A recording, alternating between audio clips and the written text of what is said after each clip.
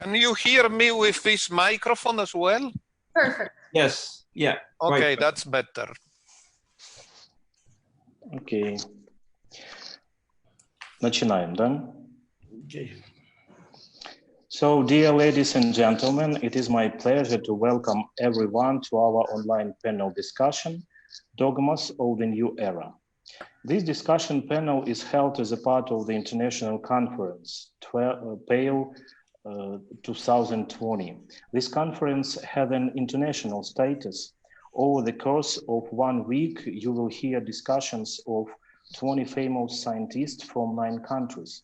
We can state that this is the first conference of such serious level devoted to the problem of peace, world, life in the post-pandemic period. We appreciate your presence at this difficult time, the time of COVID-19. So we'd like to extend a special welcome to our honorable guests, and let me introduce the key speakers. Dr. Massimo Introvinье, professor, sociologist of religion, a founder and the managing director of the Center for Studies of New Religions. He was a representative of combating racism, xenophobia, and discrimination with a special focus of discrimination against Christians and members of other religions. Thank you for your participation, Dr. Introvinье. Next speaker is Professor Ludmila Filippovich. She is a doctor of philosophy, religious scholar, professor.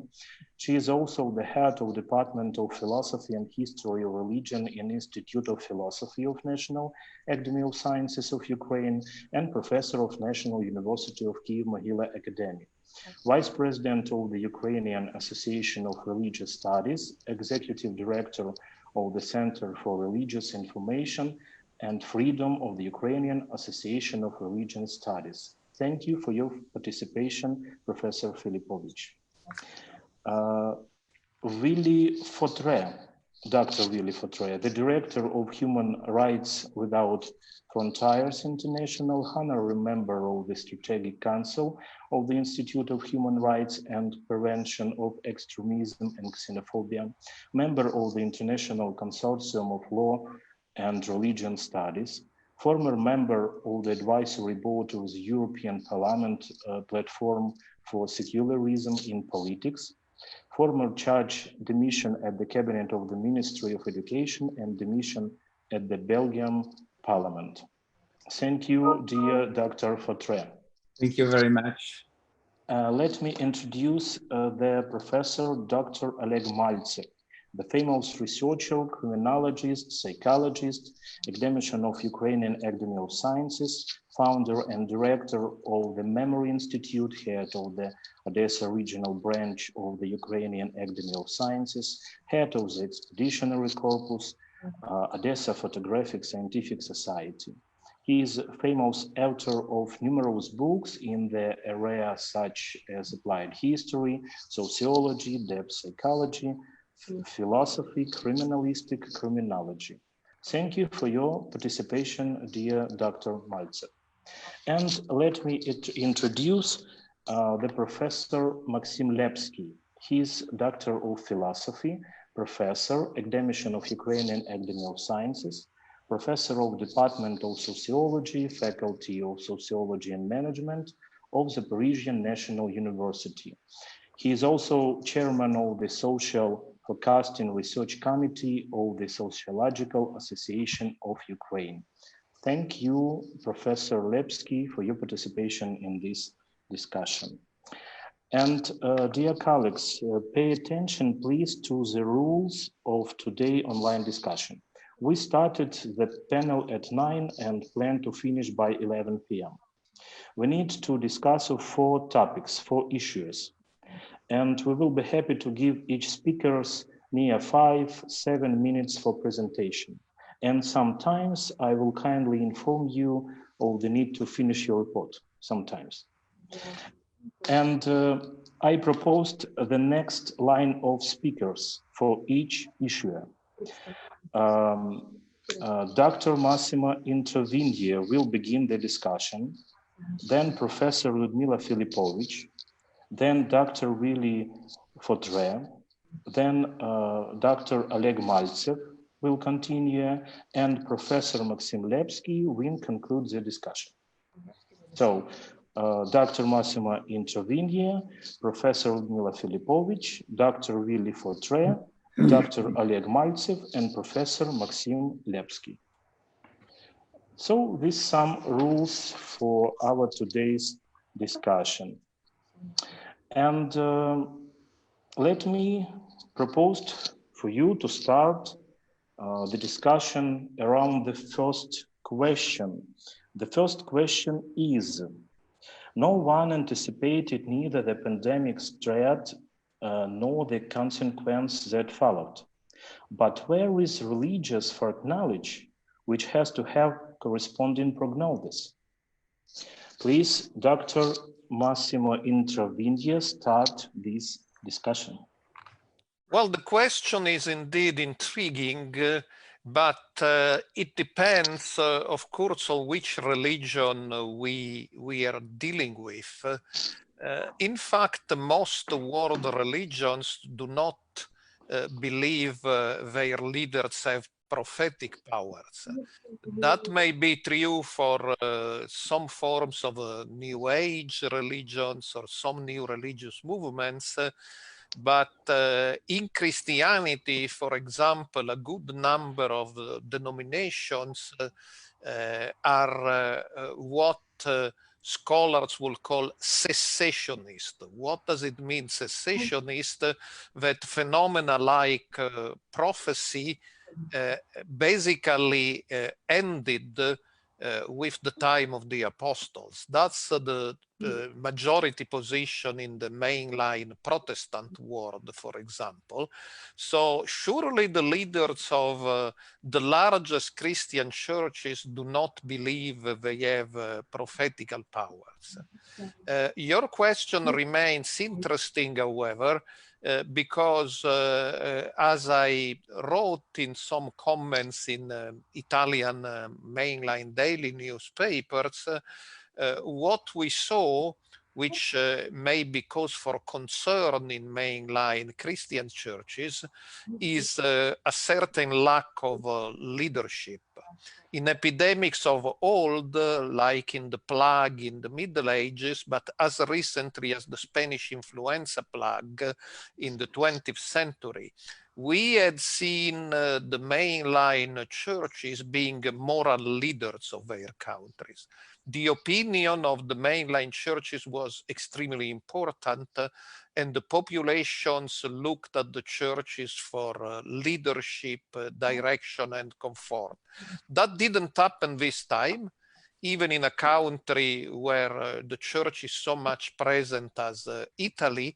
We have seen that the leadership has been taken by medical doctors, academics, experts in epidemics, and to some extent politicians.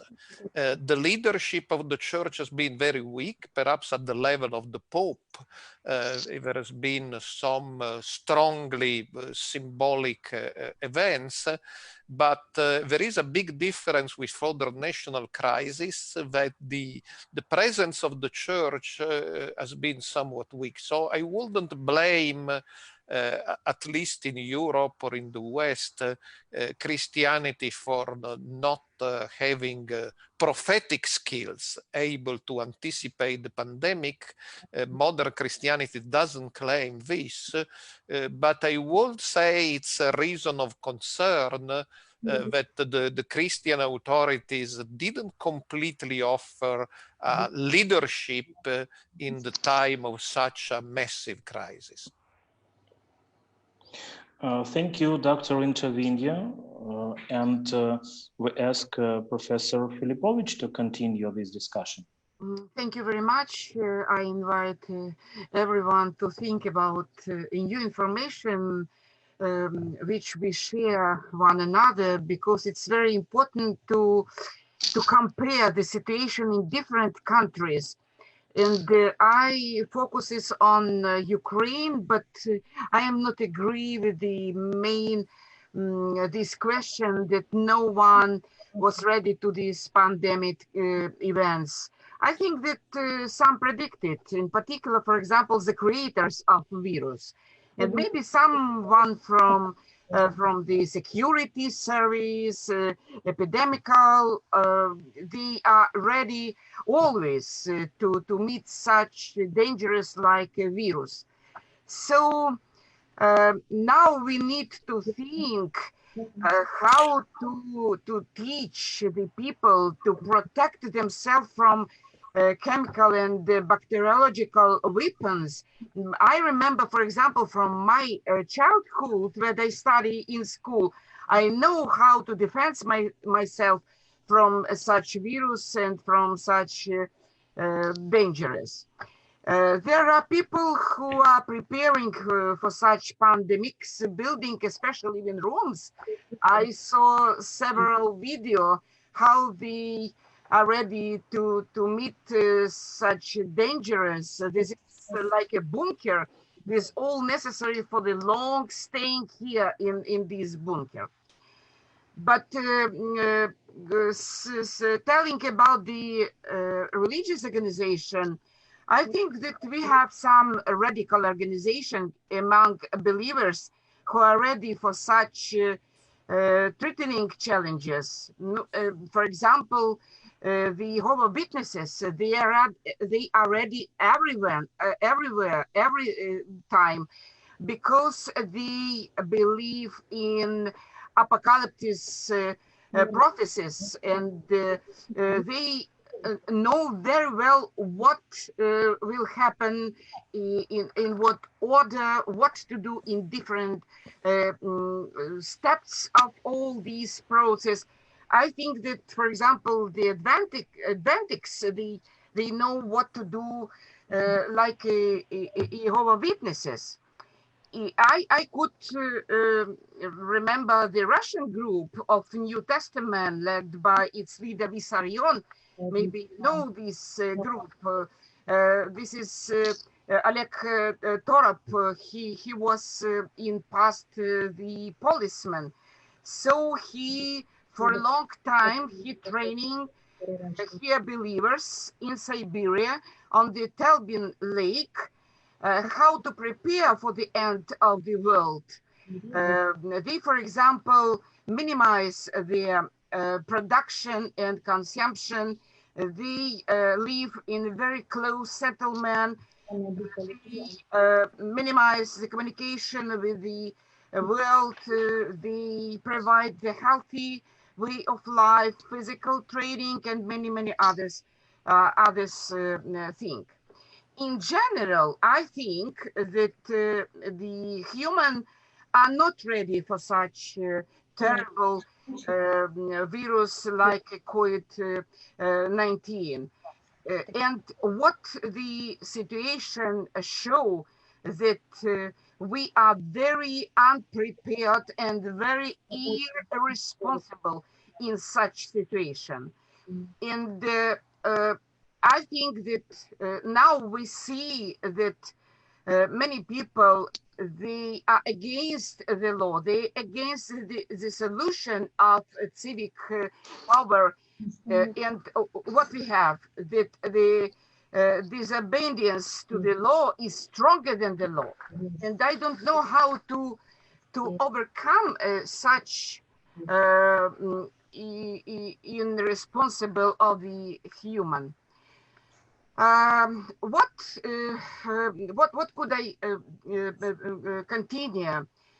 I think that we could think about the results of this COVID-19. We could not predict what happened in 25 years, but now if we assume the different thoughts of different experts, we could predict the nearest future, for example, for the nearest year.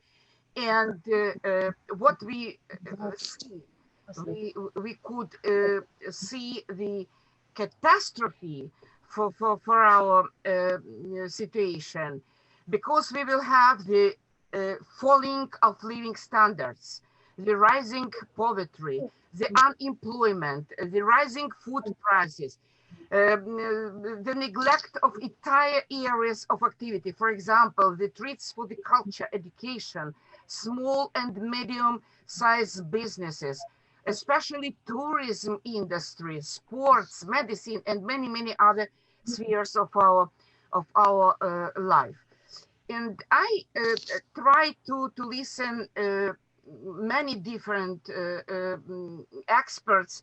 I am not an expert in, for example, economic life or social life.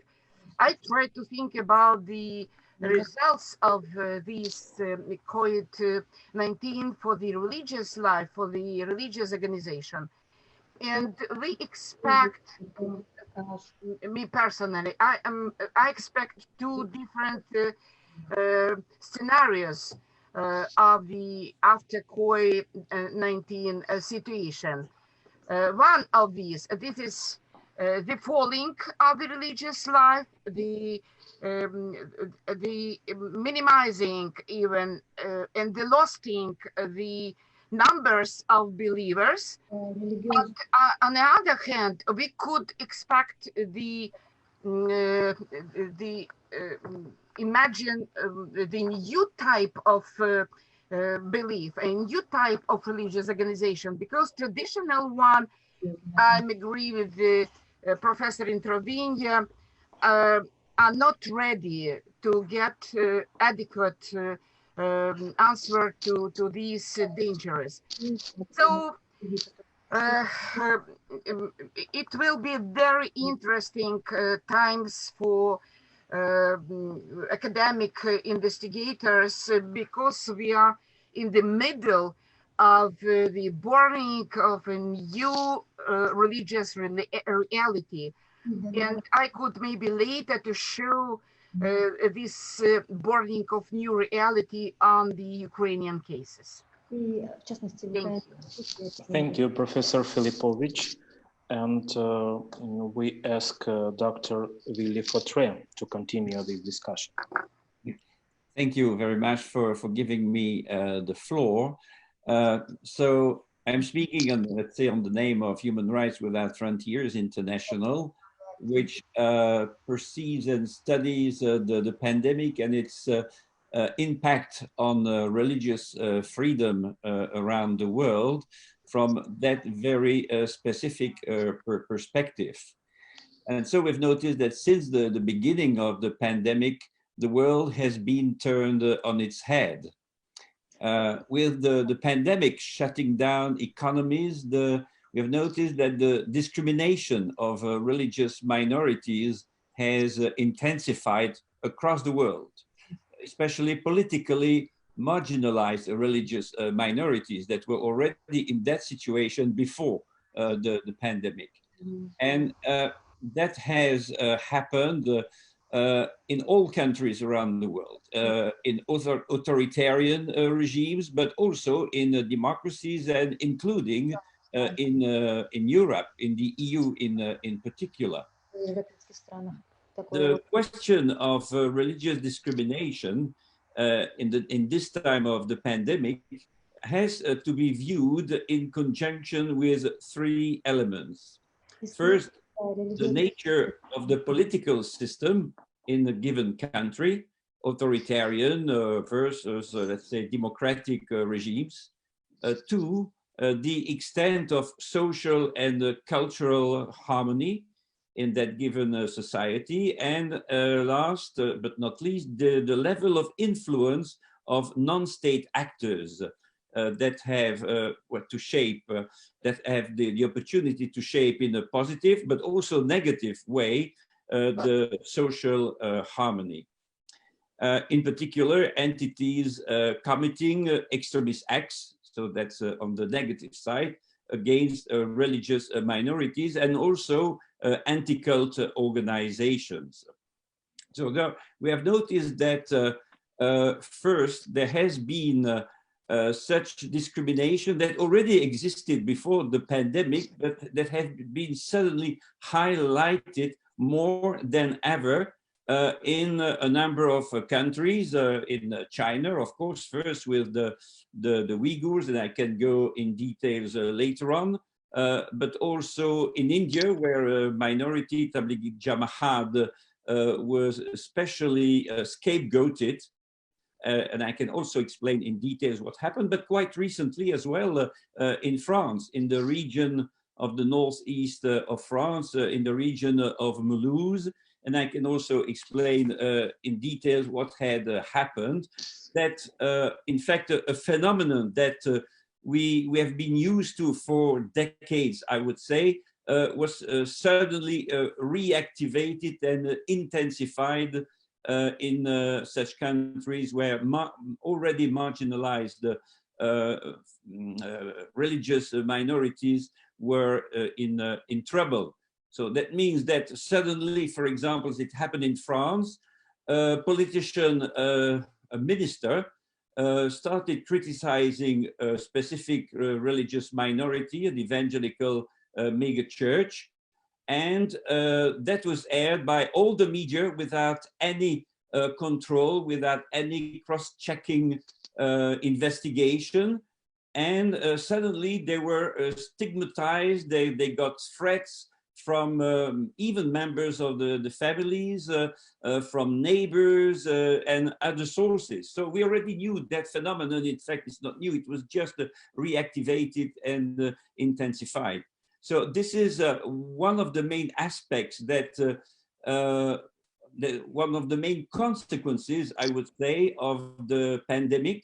And that's that aspect that we are scrutinizing and investigating at Human Rights Without Frontiers. But we also have collected a number of data, information, news about groups that, let's say, refused, even in the United States or in Europe, especially I think of some Orthodox countries, where the clerics, where the religious leadership was refusing to follow the secular laws, putting the religious laws above the laws of the state, and so disregarding the restrictive measures that were imposed on anybody, any group, whatever the age of people, the sort of association, civil or religious or other. So we are also investigating that tension between some religious groups and states that erupted in a number of countries. Thank you. Thank you, Dr. Fotре. And we invite the Dr. Malcev to continue. Добрый день, уважаемые дамы и господа. Good afternoon, dear ladies and gentlemen. Я тут, наверное, самый нетитулованный спикер из всех. Probably among all of the speakers, I'm the one that has less titles. И в этом, наверное, мое преимущество. And probably perhaps this is my privilege and advantage. Да, я могу не придерживаться политических каких-то ограничений, когда буду говорить. In my case, when I will be speaking, it will be possible for me not to abide strictly by all this political, let's say, restrictions. Я, в общем-то, был в самом центре пандемии, когда она началась и когда она продолжалась в Европе. When the pandemic had started, I was in the epicenter of it. Да, и вопросы «зачем» и «почему» — это как раз те вопросы, в которых я в науке специализируюсь. And the questions as why and what for are my main specialties in the science. Очень многие ученые, они как бы занимаются какими-то другими вопросами, но меня больше всего интересуют вопросы «зачем» и «почему». Different scientists tackle different questions, but in my case, main questions that interest me is why and what for.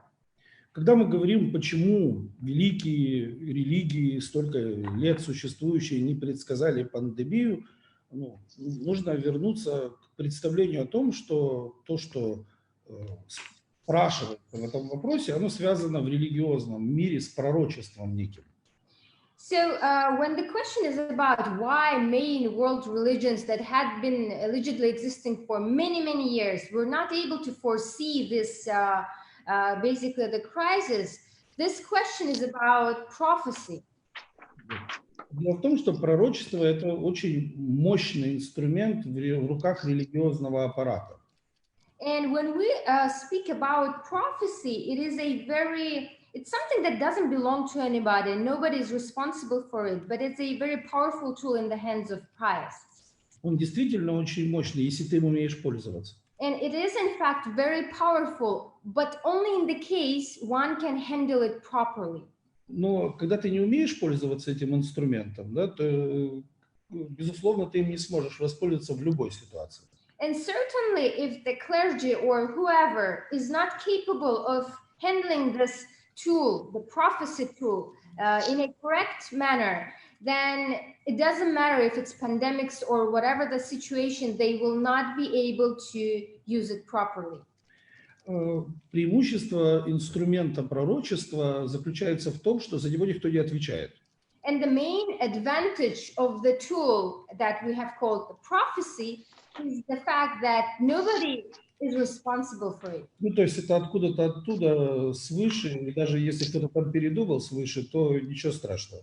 It is something abstract that comes from somewhere from higher ways, something divine. Вот эти люди, которые называются священниками на земле, за небесную канцелярию ответственности не несут. And certainly priests, people on earth, they are not responsible for what has divine provision decided for them. Как вы понимаете, это некая шутка или аллегория. So this is a certain kind of allegory or a joke, if you may.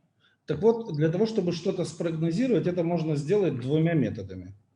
So consequently, in order to foresee something, in order to prognose something, there are two ways to do that. То есть либо при помощи каких-то аналитических способностей. First, this is about some kinds of analytical skills.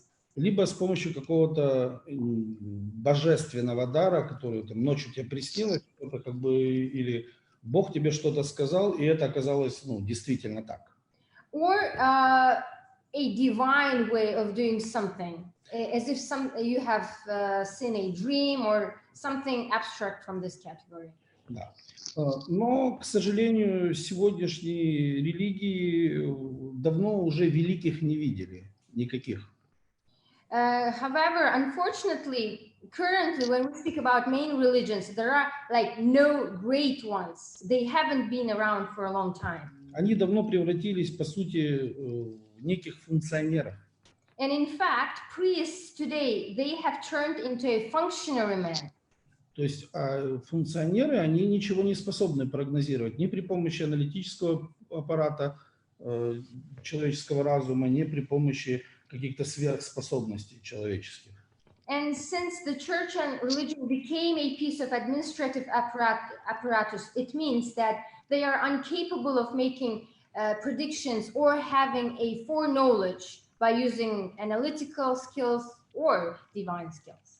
То есть, по сути своей, за последние 100 лет мы не видели как бы ни одного человека, который мог бы что-то предсказать, и это предсказание бы действительно сбылось, и это касается непосредственно религиозных как бы движений, не касаемо использования аналитического как бы аппарата, не касаемо использования каких-то сверхспособностей. So if we are speaking only in the frameworks of religion, then it must be said that in the scope of last 100 years, we haven't seen an individual that was able to predict something in a proper way, something that actually was fulfilled. И этому есть совершенно конкретная причина. And there are specific reasons for this. Крайне низкий уровень подготовки вот этого корпуса священников. And the main reason is a very low level of training and competence of clergymen, of priests. И когда мы смотрим на сегодняшних священников, мы можем даже найти людей начитанных. And if we take into account today's priests, yes, we may find some knowledgeable people. Людей даже очень неглупых. and quite intelligent people. Да, но это не значит, что они способны прогнозировать будущее. However, it doesn't mean that they are capable of prognosing future whatsoever. Это очень специфическая отрасль. Because prognosis is a very specific direction and area. Да. И еще раз повторяю, что, в общем-то, никто никогда и не занимался подобного рода вещами в истории, как бы пророчества, за него никто не отвечает. And again, let me repeat that this type of things were not implemented properly in the course of many years, because when we speak about prophecy, this is something very abstract. People do not take responsibility for their words they profited. Если мы говорим о новых религиозных движениях, And if we are speaking about new religious movements, ну, это некие коммерческие структуры, созданные как бы посредством маркетинга. it should be said that we are dealing with a kind of one-sided situation, which is based on the principles of religious marketing. И они уж точно не предназначены для того, чтобы что-то прогнозировать. And this type of structures are absolutely incapable of prognosing something, because we can even term them as non-conventional consumer societies. И, в общем-то, в заключение я хотел бы сказать, что я полностью согласен с Массимо Интровинье и как бы профессором и Людмилой Филиппович, которые как бы сказали, что, в общем-то, от церкви, по сути своей, давным-давно никто никаких прогнозов не ждет. And at this point, I would totally agree with Dr. Massimo Introvinье and Professor Людмила Филиппович when it comes to the saying that currently, at the moment, nobody actually really expects some type of foreknowledge from the church. Спасибо огромное за внимание. Thank you for attention. Great, thanks, Dr. Maltsev. And I ask Professor Maxim Lepский to conclude this first question discussion. Please, Professor. Добрый день, точнее вечер, дорогие коллеги. Я хотел бы остановиться на нескольких тезисах моего доклада. So, good evening and best regards, dear colleagues. Professor Lепский would like to discuss several issues of his report.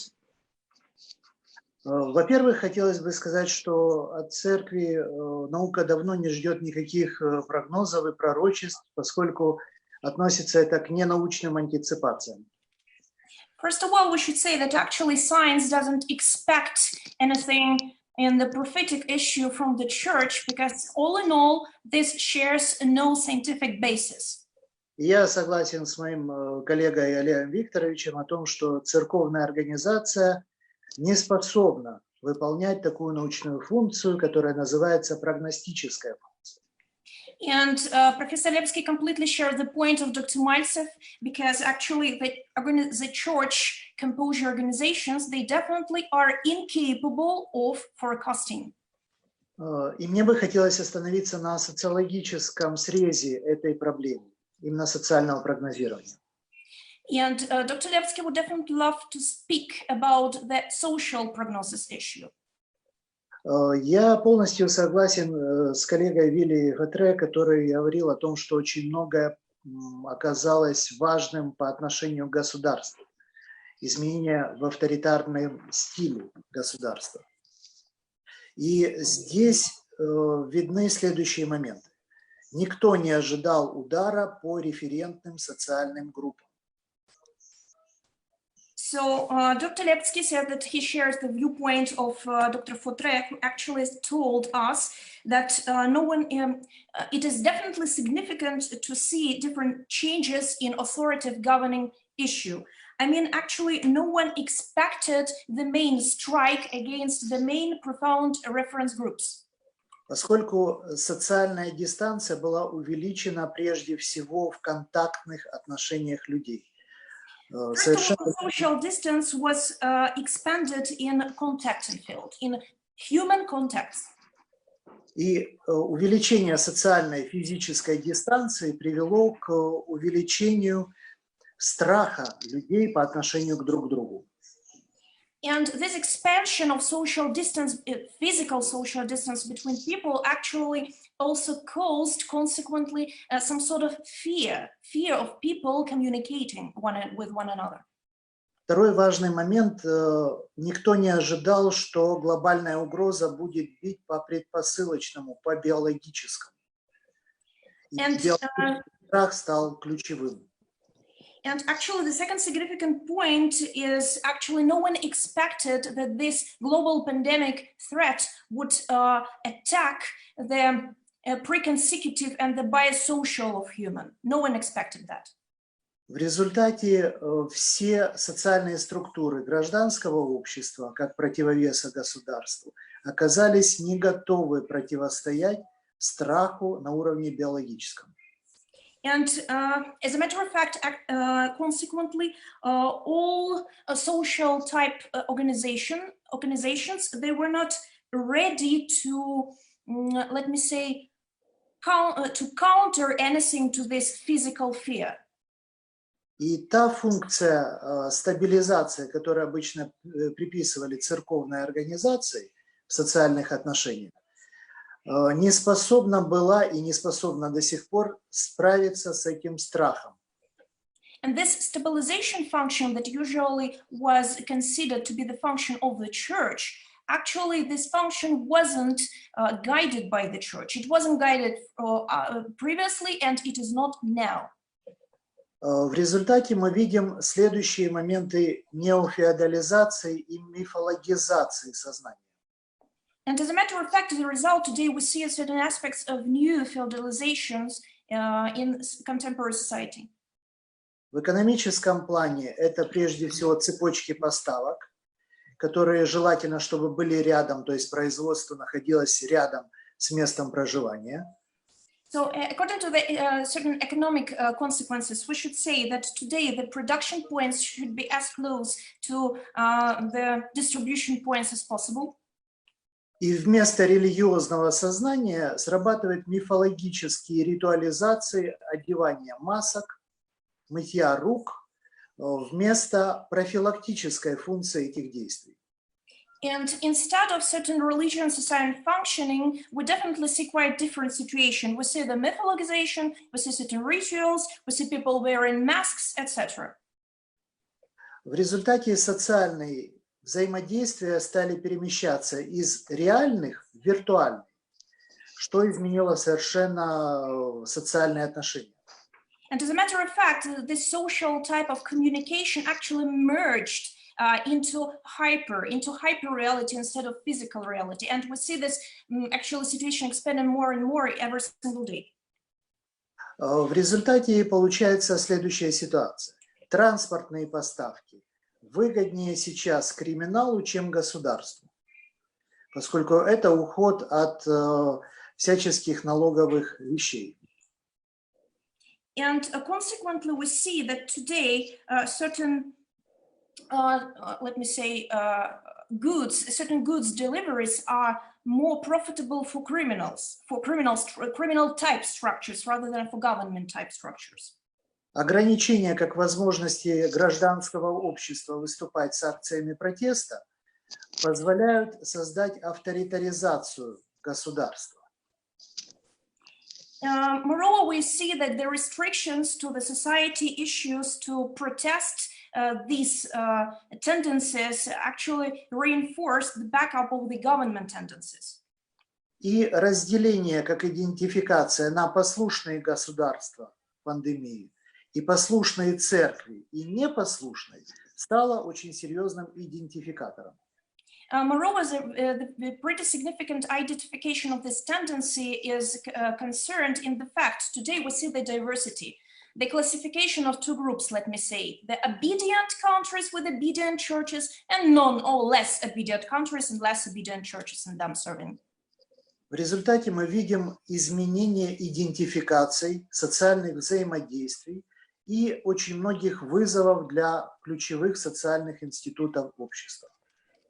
So as a matter of fact, we see lots of social challenges for many social institutions, as well as identification, communication type variations. Также было отмечено, что все уровни, средний, макро и мега уровни социологические, оказались уязвимы для микроуровня, то есть отношений в семье, в общине и на работе, которые были ограничены. And one more consequence we should cover is that, as a matter of fact, we see that all levels of communications, I mean the micro communication up to the macro level of communication, they tend to be vulnerable to micro level of communication. For example, we could speak about the family environment of communication. И это определяет специфику реакции на ситуацию и то, что мы обсуждали с Олегом Викторовичем еще в экспедиции по поводу необходимости новых стратегий и тактик поведения от человека до организации и государства. And actually, this defines certain tendencies, certain search points. And Professor Lepsky said that actually in the previous expedition they discussed these issues with Dr. Mальцев as well, speaking about the necessity of new strategies. Actually, by strategies, we mean everything. Strategies from micro level of communication environment up to the strategies of, let me say, global government strategies. Это те тезисы, которые я хотел представить на наше обсуждение. Спасибо. Thank you so much for your attention. These are the basic issues Dr. Lepsky would love to point out right now. Thank you, Professor Lepsky, for this discussion, and thanks for all professors. Now we can start the discussion around the second question of today's panel. Quite a large number of priests got infected with the coronavirus. This kind of tendency has a heavy influence on their followers and raises many questions. Dear Professor Massimo Introvinье, please start this discussion. Thank you very much. And I would spend a good word for priests, starting from the Italian situation, because it's true that many priests died, but it's also true that many of them died because they were chaplains in the hospitals and they were working to comfort the sick in the last days of their lives. So just as many doctors died, so many priests died. And we have a case in Bergamo of a Catholic priest currently considered for beatification process, who actually refused a respirator. Since he was an old priest, more than 80 years old, he told the doctors, please use the respirator for somebody younger. I don't need it, I would die anyway. And so he died. So, of course, there were some priests in hospitals who cracked under pressure. One committed suicide, unfortunately. But many priests were quite good and even exemplary in their work in favor of the sick. So, of course, it is true that they didn't claim any magical protection from the virus. They knew very well that they could get the virus by working with the sick or working in the nursing homes, as many also did, and they died. I will also use this opportunity to continue something Willi Fotre mentioned, the role of new religious movements, because there are actually two sides of this question. On one side, the new religious movements were scapegoated as if they were plague spreaders. Of course, the biggest case was Shincheonji in Korea that both I and Willi Fotre have studied. Unfortunately, one member got infected, was misdiagnosed in the hospital and spread the virus in the congregation, but that led to a national witch hunt, which is still going on. But there is another side, and the other side is totally ignored, that many new religious movements were extremely active in humanitarian and charitable relief. For instance, the volunteer ministers of Church of Scientology were recognized even by some quite anti-Scientology media as extremely effective in working in some areas, not only in the United States, but also in Africa. La Luz del Mundo, the Light of the World, is a Mexican church under heavy criticism because his current leader is accused of sexual abuse. But quite apart from this incident, in Mexico and in some areas of the United States, the Luz del Mundo was extremely active in assisting the homeless victims of the pandemic and the Mexican illegal immigrants in the United States who were suffering more than anybody else. And they didn't help only, and not even mostly, the members of their own church. They helped everybody. They helped people in the street, and they could continue with dozens of such examples because the anti-cult movements and even some governments have these negative attitudes that groups labeled as cult are only noteworthy or newsworthy when they do something bad. But actually during the pandemic, many of them did something good. They mobilized their very devoted and committed members for volunteer work and charitable work. And there is no reason to ignore this. They did a lot of good work, but the media are very much scared of upsetting the anti-cult narrative or perhaps the anti-cult movements or some extremists, so they don't report this good work by new religious movement, but this is massively documented. So in a way, the answer of the question is it's true that religion didn't produce any magical shield to protect priests or other religious practitioners from the virus and from dying. But on the other hand, we saw a massive good work by priests, rabbis, imams, and other religionists, including religionists of new religious movements, who really devoted themselves to help people in the pandemic, and many of them lost their life because rather than staying home, they still went around helping those in pain or in need. Thank you, Dr. Introvinье. And let me ask Professor Filippovich to continue this discussion. In Ukraine, we have no national statistics on Sikh priests, and we have such information on only from the Ministry of Health, because every morning we have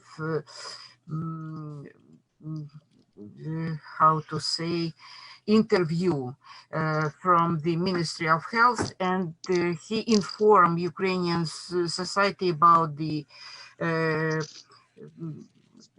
about those who are not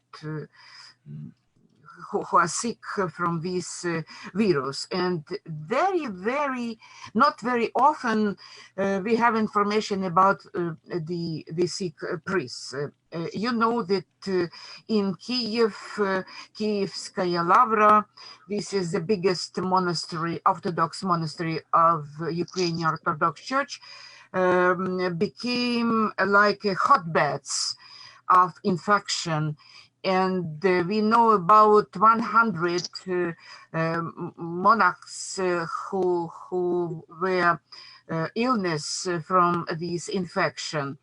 And even the main person, the main monks, namestnik, I don't know how to say in in English, but the leader, the director of this Lavra, Metropolite Pavlo. Mercedes. How to say? Pavlo Mercedes, people called him. He was illness, but now he back to his monastery, and after this very hard time in his life, after his allowing to go to the temple to pray and so on, he decided to continue his fight against the law, against the government, which forbidden the liturgy in Ukrainian temples. We have no such information. I think why? Because churches are not interested in publishing such information, because they believe that it will affect the church's credibility. I don't understand why this information could be uselessness for the church, but I think that we need to know the truth about all these cases in religious life. And we understand why our Lavras and Почаевская and Svyatogorskaya became such reasons, such hotbeds for this infication, because monarchs, they live very close one another, and they could not be in distance in physician and in social sense. Plus church policy, very specific and I think very aggressive and very anti-social policy, because Pavlo Mercedes, he allowed to go to pray, to take communion, and you know that this is the main way, the main method how could share this infection, and this COVID-19, you know, coexist with the celebrate of Orthodox Easter, and this event only help to share this infection. Very, very hard time for the church, and this is a great challenge for the church. And we have two different positions in Ukrainian society. One of the church, one part of the church, they are very obedient. They agree with all recommendations and all decisions of our government, but only the one I know, churches who demonstrates its special position in this situation. This is Ukrainian Orthodox Church of Moscow Patriarchate, or how we say now, this is the Russian Orthodox Church in Ukraine. And we could additional understand that all the situation is on the situation of war, Ukrainian and Russian war, and this is a very great problem for Ukrainian society, how to understand all these steps which these churches decided to demonstrate. As I understand, the progressive and oriented on the civic and European type of attitude to this situation,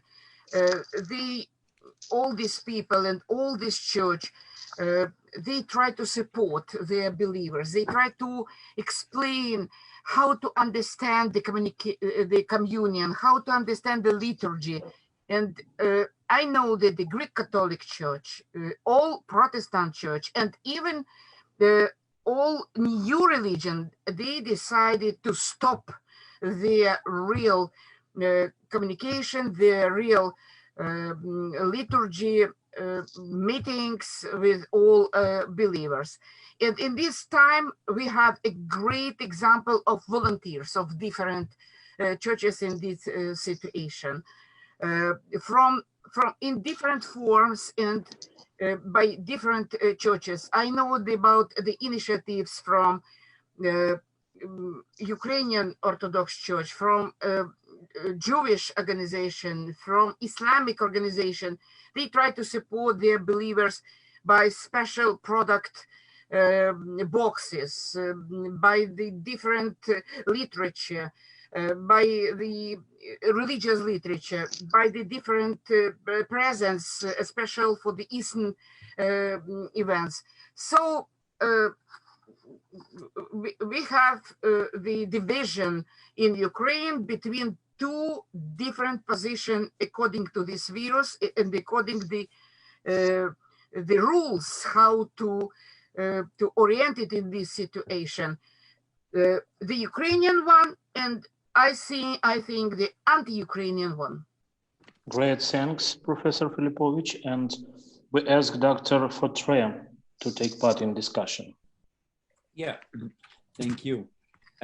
First, I would say that in Western Europe, Belgium, France, and the surrounding countries, we are in the secularized societies. And there is no major tension between religious communities, whether they are recognized or not recognized, to use the terminology in force where there is state recognition of religion. So there is no conflict, no tension between those religions and the state. And so when the state decided to have restrictive measures, especially concerning a freedom of assembly, there was no complaint on the side of the hierarchy of the Catholic Church or Protestant churches. And they decided to abide by the law because they knew it was the best way to avoid fatalities in society in general, but also among the believers of their communities. So I don't think that I've seen any news saying that priests, monks, or pastors died of the coronavirus. But if there were some cases that I might not know, there must be a very simple reason for that. First, I would say there would be two categories of victims: those who refused to abide by the law, but I didn't hear anything like that. I also consulted the Jehovah's Witnesses. They said on the very first day that the measures were announced, so we stopped all assemblies and we organized webinars for our religious services. And then there might be, and there are a few that I know, a few cases, pastors that were infected by the COVID-19, and some even died. But that was occasionally, like any other citizen. So I would say that, so in Belgium, France, there was no such problem. But pastors and priests were also infected and survived anyway. Now, there are some countries, so Ukraine was just mentioned, where there were some problems. Romania, for example, in the Orthodox Church, there was a video that became viral on the blogosphere, showing an Orthodox priest using the same spoon to give the communion to each of the believers. And there were a lot of protests about that. So as I said before, there were those two attitudes of, in some countries, in some religious groups, that clerics decided to abide by the law, or to put the religious rights above the secular laws. It was the case, for example, in the United States and also in Canada with some Protestant groups. Yeah, so I don't have much more to say about this question, as it is not really relevant in our countries. Great, thanks, Dr. Fotre. And I'd like to ask academician and Professor Мальцев, Oleg, to continue this topic. Спасибо огромное за предоставленное слово. Thank you for the word, for the giving the word. Ну, я, честно говоря, выслушал прекрасную презентацию мужества священников. Well, first of all, I've heard a very decent presentation on how priors were very courageous. С большим трепетом слушал про мужество итальянских священников. And I was very attentively listening to the courage of Italian priests. Про мужество ортодоксальных священников. About the courage of Orthodox priests. Ну, я думаю, что кто-то все-таки должен ответить на вопрос. Да? But I think, I mean, somebody has got to answer the question that was set. Я думаю, что у любой религиозной концессии есть свой ответ на вопрос, почему их священники заболели и почему Бог им не помог. I strongly believe that every major religion has its answers to the question why their priors got sick and why God did not help them or help them. И мне очень понравилось разделение этих людей на две категории. And I'm very keen on the fact that the believers were divided into two categories. Только я их поделил бы на другие две категории. But I would have divided them into different two categories. Мне очень понравилась классификация Массимо Интровинье. I like the classification of Dr. Massimo Introvinье. Мне очень понравилась классификация Людмилы Филиппович. I like the classification of Professor Людмила Филиппович. Мне очень понравилась классификация Вилли Фотре. And same applies to the classification of Dr. Вилли Фотре. Позвольте я внесу свою классификацию. And if you don't mind, I would like to introduce my own. Я бы поделил их на очень сильных парней. To put it very simply, I would divide them. First category would be very superhumanly strong people. И людей, которые давно не верят в Бога. And the second category would be people that do not believe in God since long. И вот те, кто бросились подчиняться всем правилам карантина, это те люди, которые давно не верят в Бога. And the category, I mean, roughly speaking, the ones that did obey the laws that were introduced by countries are the ones that do not believe in God since long. А вот те люди, которые были очень сильными, и вот мне приходит на ум вот та сцена, когда, вы помните, в исламском мире все сказали, что они все равно верят в Бога, и поэтому все будут целовать и больные, и здоровые одну и ту же реликвию, да? Вот это очень сильные парни, которые все сразу заболели, 40 человек в один день, да? And another category of people that actually did not obey the laws and that got sick, I would call them very strong people. And the bright demonstration and example of this that was in the news with one of the religious groups that said, despite, even though we will get sick, no, we are going to go and kiss the reliquien, the thing, which is the religious process. Как вы видите, ни в другом случае никакого Бога нет. And obviously, as we can see from the simple colloquial model, that there is no God in neither of them. Те, кто очень сильно верили в Бога, как бы заболели сразу все. People, the ones that actually did believe in God very much, they all got sick. И вторые, которые уже давно не верят в Бога, которые начали подчиняться всем мирам, они не заболели, но это их не делает божественными. And the other category, they did not get sick, but that doesn't make them divine or an adherent of something spiritual. Обратите внимание, что люди, которые не верят в Бога, другие люди, не про тех, кому мы говорим, не про священников, они тоже многие не заболели. And please also pay attention that other people, we are not speaking about the Christ, people that do believe in God, the normal people, they also got sick. И, как вы видите, даже если они не верят в Бога, они бывают так тоже, что не заболевают. And even people that did not believe in God, there were also cases when they did not get sick either. Так в чем же проблема? So what is the whole problem? Вы знаете, в свое время Максим Исповедник сказал как бы очень интересную фразу. At one time, the historical Maxim Prius told the following phrase. Да, сказал, что Бог спасает нас не без нас. He said that God saves us, but not without us. It means that we have to also do something for our own life. И как вы понимаете, те церкви, которые были 300-400 лет назад, и сегодняшняя церковь, это две разные совершенно церкви. And certainly, everybody does understand that churches that did exist 300 and 400 years ago, they are not equal to the churches that we have now. То есть, что нужно как бы сказать? Нужно понять, что современная религия в своем составе не содержит сверхлюдей.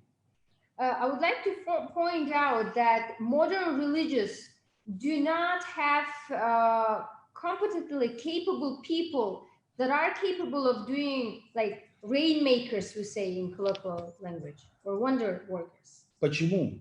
And here's the reason why. На этот вопрос мы обязательно ответим, когда будем отвечать на 4-й вопрос. And the question to this will become obvious when we will be answering the 4th question of the panel.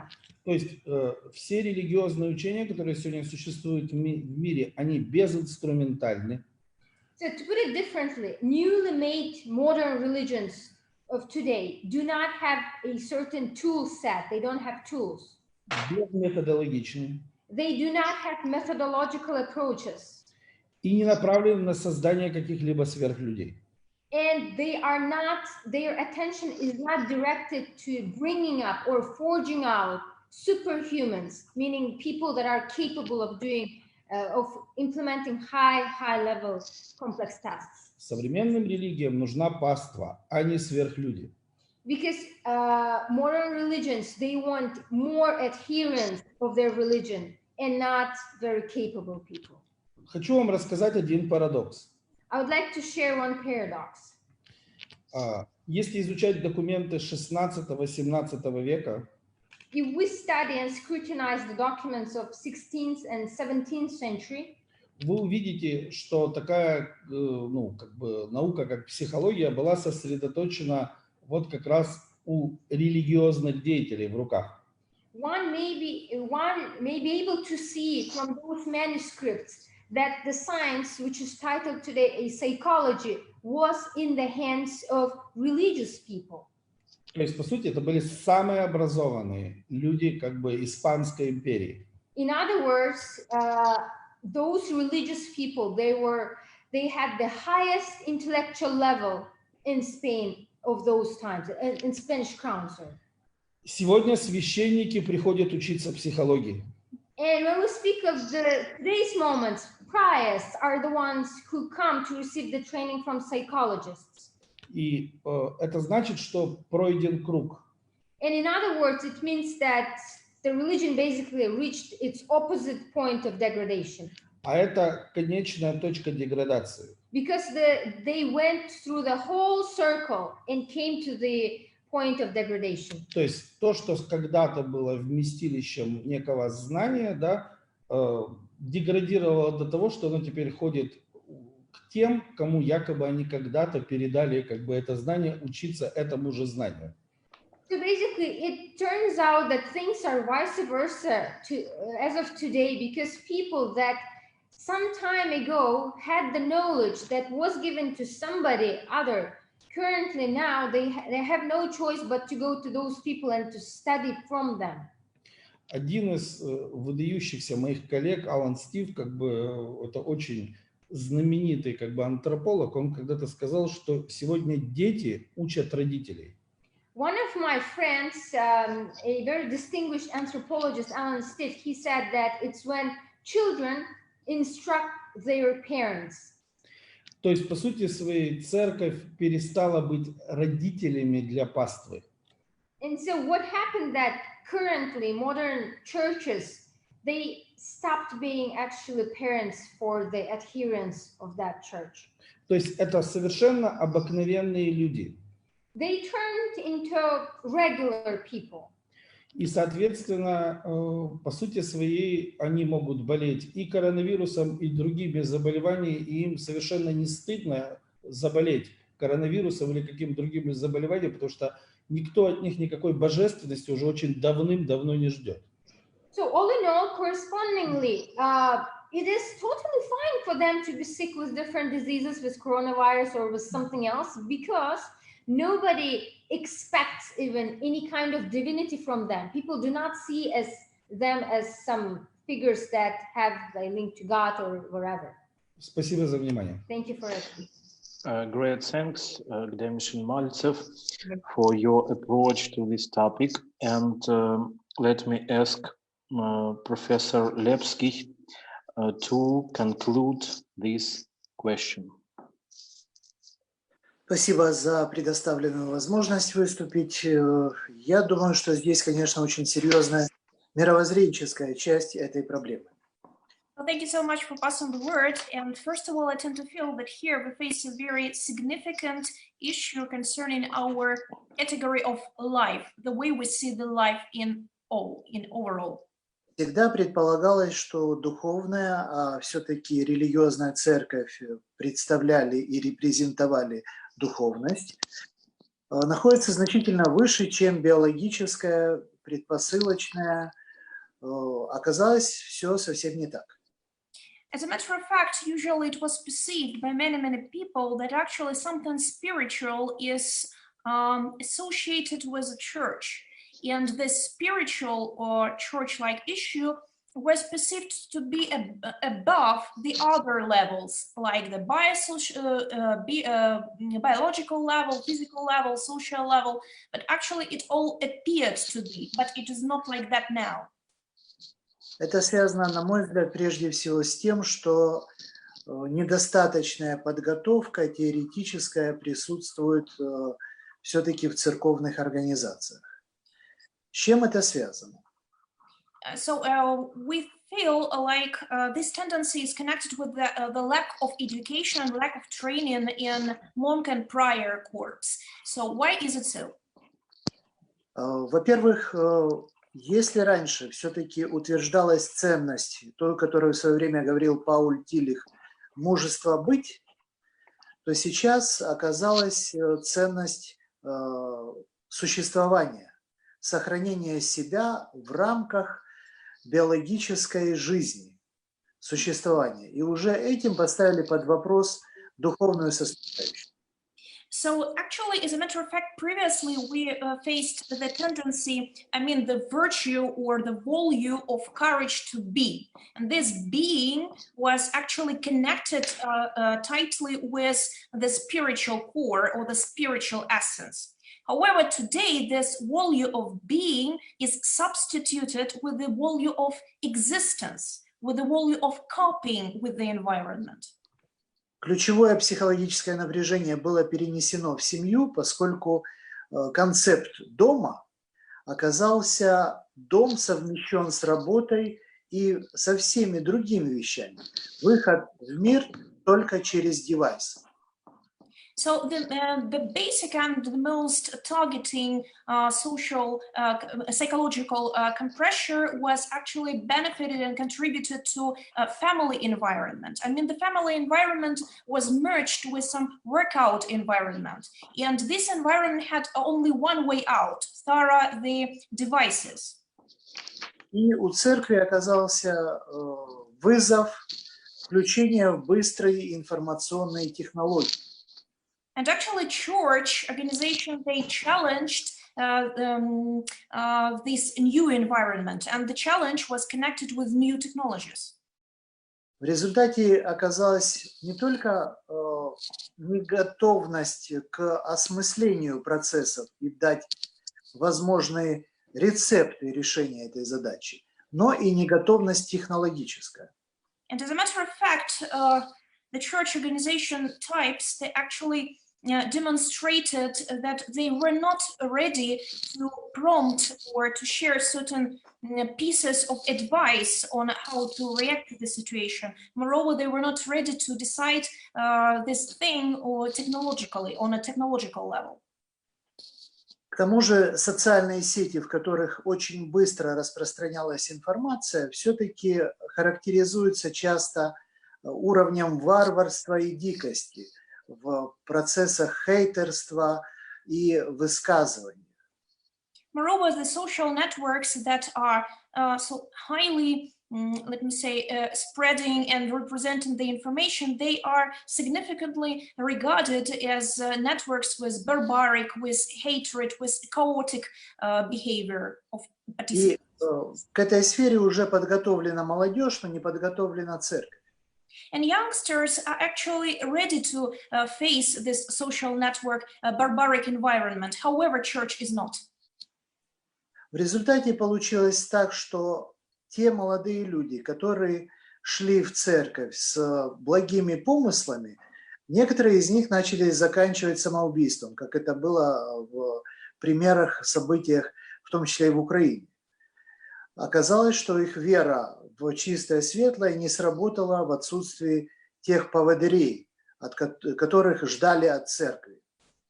And those youngsters who actually tend to visit church as they believed in church, actually, some of them finished and committing suicide. And we also had certain situations like those in Ukraine. Why? Because actually in this new environment of lockdown, they were not, their ideas of church, of this belief, they just crushed, and they were not ready for that crush. И ожидание одного из крупнейших праздников Пасхи оказалось ключевой проблемой выбора, и выбор сделан был не в пользу церкви.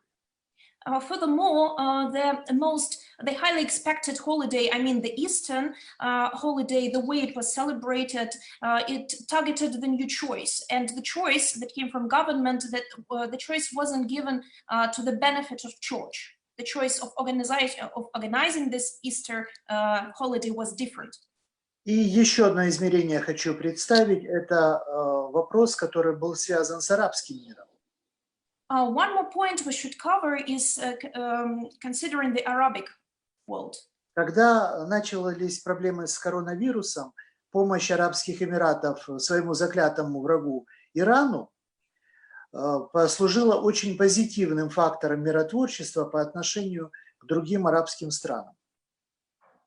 One more point we should cover is that Arab Emirates government actually helped to their, let me say, concurrents to the country they, let me say, disregard, let me say. I'm speaking about Iran, but actually Arab Emirates helped Iran in this coronavirus situation. В результате арабский мир смог использовать окно возможностей миротворчества через религиозные институты. And as a matter of fact, the Arabic world actually was given the opportunity to use certain peacemaking tendencies and peacemaking instruments to expand. Что не было сделано, например, христианством в протестантском, католическом или православных, в общем-то, конфессиях. And these peacemaking tendencies, they were covered and they were used in Arabian world. However, they were not in Catholic, in Orthodox world, etc. Поэтому не только вот болезнь священников и монахов снижает веру паствы в эти религиозные институции. So by this we mean that not only those priests or monks who caught that coronavirus decrease the level of belief of the flock, but the other tendencies as well. Пожалуй, все, что я хотел пока на эту тему сказать. Thank you so much for your attention. By this, I'm finished. Great, thanks, Professor Lepский. Dear speakers, please pay attention to the third issue of our discussion. The judgment of the situation by adherents of any given religion. Belief is what is meant to protect one from invisible. If any given belief was not able to guard a person, one may ask himself to what extent it is dependable, and most importantly, to what extent it is indispensable. Should one seek for something else? And we ask Honorable Dr. Introvinье to start this discussion. Well, this is a very old problem, which in religion is known as the problem of theodicy. What means theodicy? It means justifying God. It's a very old problem. Actually, it started in Greece. If the gods are good guys, or most of them are good guys, how can we explain that the world is full of misery, war, sickness, and disease? Because the problem is not only about the leaders of religions. The problem is really about God or the gods or the higher powers, depending of what religion you are a member of. We are taught that God is loving, caring, protecting. So what about the virus? How can God allow the virus? How inoffensive, dear elderly people die? How do some children die? How can God allow for hundreds of thousands to die? These are basic problems for religions, and it is one of the tasks of religion to reconcile God and God's goodness with the dramatic nature of the world. And of course, different religions have different explanations. Christianity has the belief in original sin, which doesn't mean that if Mrs. Smith died in a nursing home is because of her personal sins, but it means that it's because of sin that death and sickness entered the world. Sin in general, there is no chain connection for Christians between individual sin and individual sickness or death. The Eastern religions will talk about reincarnation and karma, and will tell you that if you die now, it's because of something you did in one of your past lives. You don't remember what you did in the past lives, but the universe as a global system does remember. So you settle now unsettled accounts of your past lives. Some nature religion, particularly in the New Age, would say that we should respect the nature. We didn't. Our civilization is anti-ecological, and so nature and ecology avenged themselves by killing us. It's a warning. If you don't go back to a better ecology, wars is to be expected. And of course, some traditional religions would say that it's because we left God that God is now punishing us. This position has been dismissed as false by many Christian authorities, including the Pope of Rome, but other fundamentalist forms of religion do believe that our society is becoming too secular, and so God or the gods is punishing it, And we have seen this in fundamentalist Christianity, ultra-Orthodox Judaism, and also fundamentalist Islam. So each religion has a different explanation of why this is happening. And I would say that's nothing new.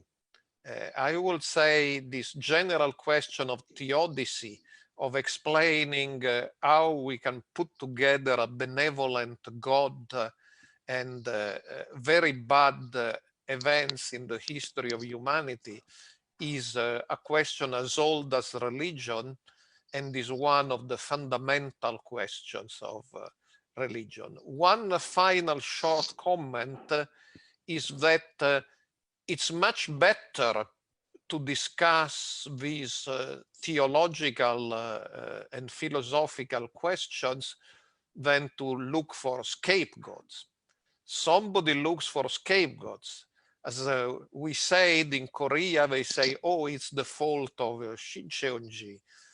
They are so bad that they spread the virus, or it's the fault of the evangelicals in France, or it's the fault of Muslim.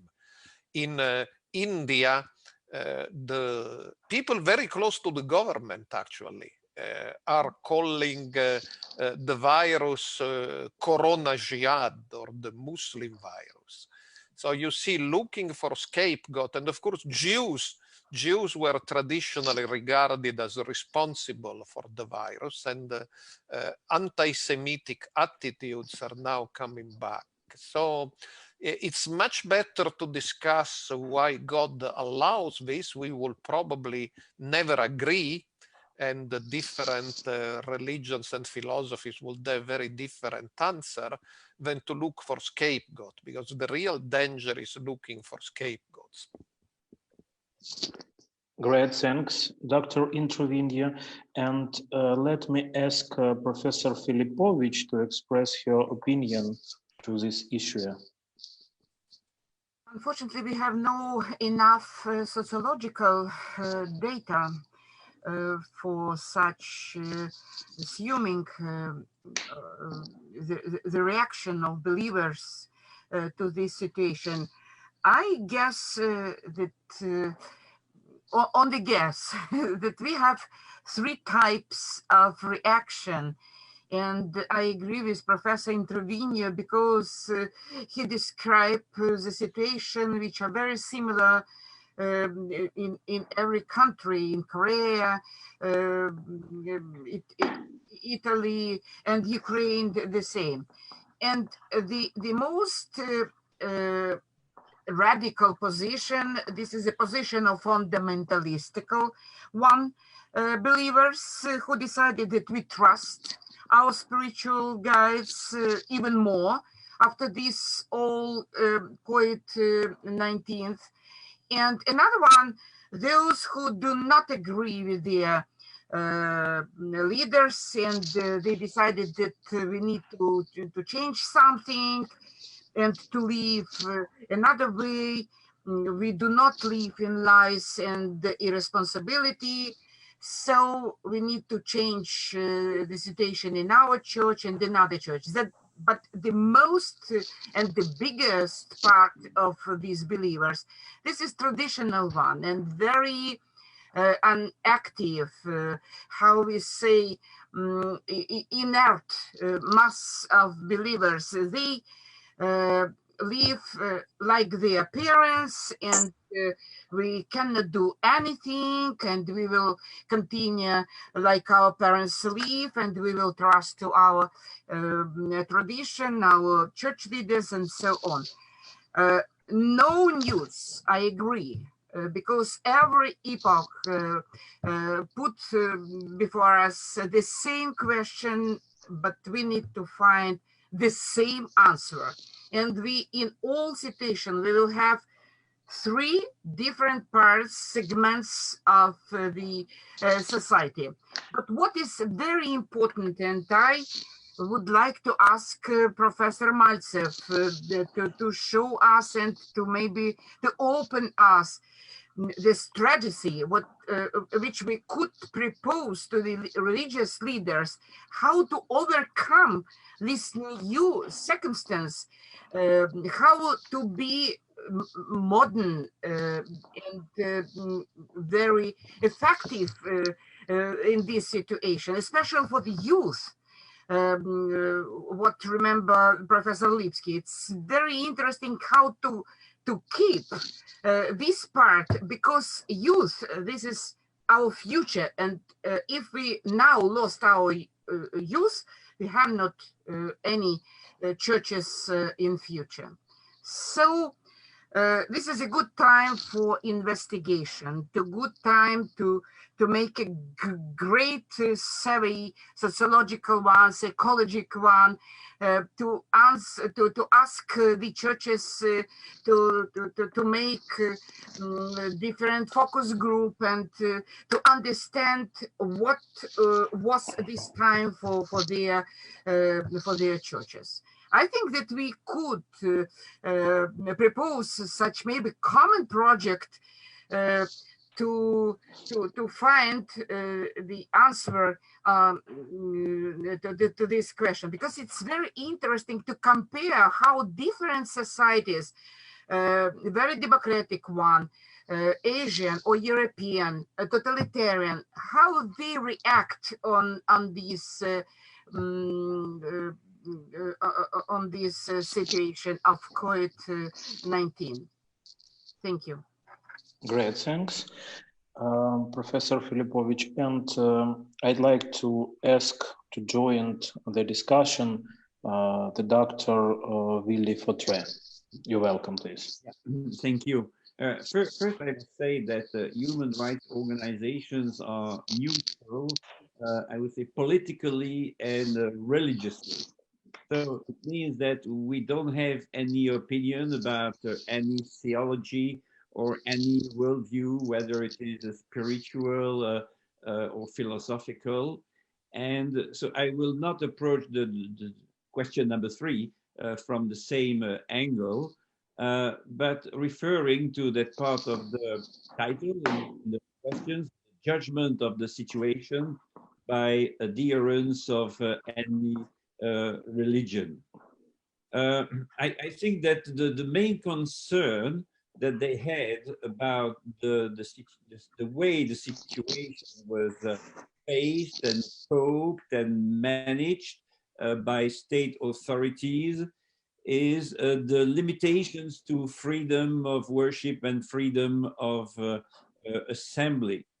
They understood, of course, that social distancing was necessary for public health, for everybody. But there were really dramatic situations when people died and there had to be funerals, because there were no funerals. No religious funerals could take place. And those who were dying could not even get the visit of the family or a priest or a chaplain in hospital. And that was understood by the population, but that was really an ordeal, probably for the person dying, but also for the surviving families.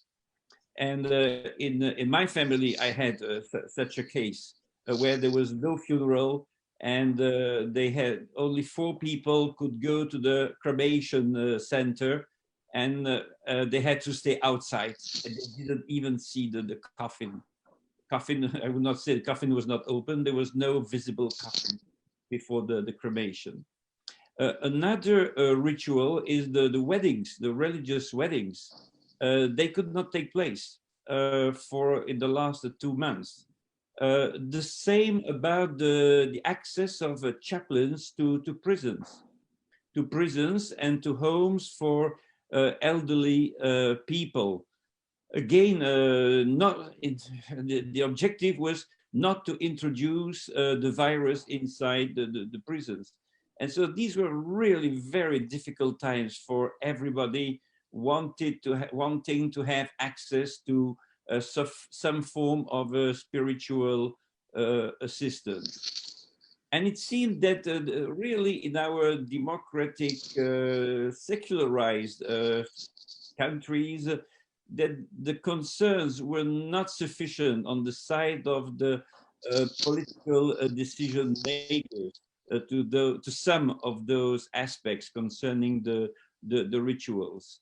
It's only now, after 2 months, in Belgium at least, but not really in France, that more people can attend a religious service for the purposes that I mentioned, funerals, weddings, etc. And more and more people think that although the churches were allowed to stay open, and of course there were no religious services that were allowed, that in any case, there should have been some more flexibility.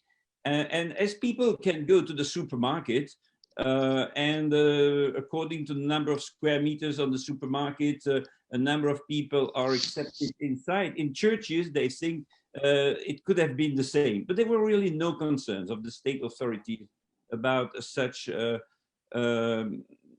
let's say, such possibilities for believers. So, yeah, I think that's all I have to say for the moment on this question. Thank you, Dr. Fotre. And I'd like to ask academician Mальцев to continue this discussion, please. Спасибо за предоставленное слово. Thank you. Сразу хочу сказать профессору Филипповичу, что я готов на любой проект. First of all, I would like to comment to the things that were told by Professor Filippovich, that Dr. Mальцев is ready for any investigation and project that was mentioned. Исследовательский, расследовательский, любой. But it could be any type of project, a research project or investigative project. Вы знаете, я очень взвешенный и уравновешенный как бы человек. As some of you perhaps may know that I'm a very consistent person. И вот, наверное, вот эта пандемия, она меня единственное, что разозлила в последнее время. And when it comes to pandemics, there was only one thing that disappointed me. И меня не разозлило наличие самой пандемии выдуманной. I would say I was a little bit even angry, and it was not about the fact that we have pandemics, but about something else. Потому что я глубоко убежден, что эта пандемия выдуманная. I strongly believe that the current pandemics is a set-up situation. Но это не тема нашего разговора. However, it is not the topic of this panel. Меня жутко разозлило поведение правительства Евросоюза. I was extremely angry. I was extremely outraged with the behavior of European countries' leaders. Которые, в общем-то, как оказалось, совершенно живут не в демократическом государстве. For the reason, as the situation has shown, and we have all witnessed, that they do not, in fact, live in a democratic, civilized И я могу это совершенно точно утверждать. And I can make this type of statements for the reason. Потому что в пик пандемии вместе с профессором Лепским я находился в Германии. For the reason, in the outbreak of the crisis, I was in the epicenter with Professor Lепский as well. Да. In Germany. Франции. In France. Мы находились в Испании. In Spain. Мы находились в Португалии. In Portugal. То есть мы проехали всю Европу в момент пика пандемии. And Switzerland. We basically drove throughout the Europe during the outbreak of pandemic. И я когда приехал обратно, and when I returned to Ukraine, я написал книгу, которая называется «Как меня заставили изучать психологию Европы». I have written a monograph which is titled "How was I forced to study the psychology of Europe?" Да, потому что я собирался изучать психологию юга Италии. In the beginning, initially, I was planning to study the psychology of southern Italy. Пришлось изучать психологию всей Европы. However, because of the circumstances, I had no choice but to study the psychology of Europe. Я там подробно написал, насколько бездарно правительство Европы. And in that monograph, I have described in details how obnoxiously behaved the leaders of European countries. На каком уровне духовного и интеллектуального падения на сегодняшний день находятся вот жители Европы? And at what level, which is not a high level, at the low level are currently the basically residents, people that are living in Europe, low level of spirituality. Вы знаете, Украину считают страной третьего мира. I mean, generally, it is considered that Ukraine is the third world country. Но если вы возьмете видеокамеру и пойдете в наши супермаркеты, в момент пандемии вы не увидите, что люди выгребают продукты. However, if you take the video camera and go to any supermarket in Ukraine during the pandemic, you will not see anybody grabbing everything from the shelves. И вы не увидите, что поведение людей подобное животным в цирке. And you will never see the behavior of Ukrainian people that would be like animals in the circus. Ни один украинец себя не вел таким способом. There was not even single Ukrainian that had behaved as other countries did. Да, но когда я смотрю на европейцев, то, вы знаете, я привел более 1000 фотографий, сделанных мной в Европе в момент пандемии, как вели себя европейцы. And so during my work, in those circumstances, I have made more than 1,000 shots at how people and how Europeans basically behaved during the pandemics. Поверьте, там есть на что посмотреть. And believe me that, I mean, there is something to see in those images. Возвращаясь к вопросу, который был задан, я думаю, что вся проблема в религии от рождения. And coming back to the question that was asked by Professor Filippovich is that I think that the whole problem is in the religion, which was basically imposed on a child at the moment of his birth. То есть вся проблема в религии от рождения, которая ведет к разочарованию. Because usually if the choice was not made consciously, that always leads to a disappointment. То есть, по сути своей, закон, который принят в Евросоюзе на сегодняшний день, который запрещает крестить людей как бы при рождении, он вызвал жуткие споры. The situation when the law was introduced that in certain countries of Europe, children cannot be Christianized when they are born, this had provoked a lot of debates. Да, наши церкви привыкли к автоматической пастве. The reason is that our churches, they are used to have automatic number of adherents, of flock. А я думаю, что очень правильно, пусть они поборются за паству. And I thought that that decision that would prohibit Christianize to Christian people or baptize children when they are born is a good idea, because a religion should basically demonstrate why people should basically adhere to that religion consciously. И я считаю, что религиозная конфессия, любая данная как бы при рождении, это нарушение фундаментальных прав человека. And I, for one, strongly believe that any religion, any religious view that was imposed on a child is, it trespasses the law.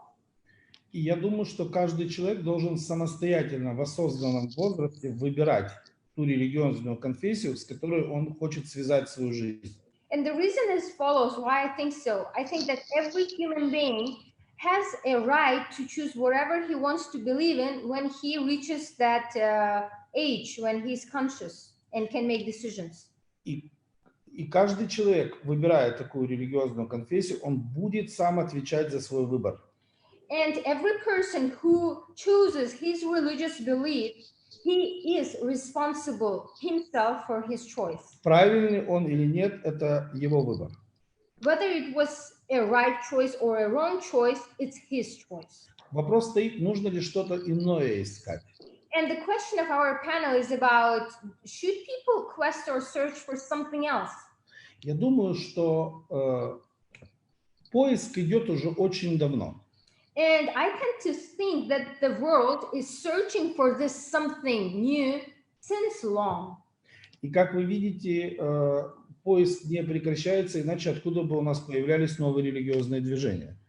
As we obviously, otherwise we would not even have had the term new religious movements if people were not searching for something else.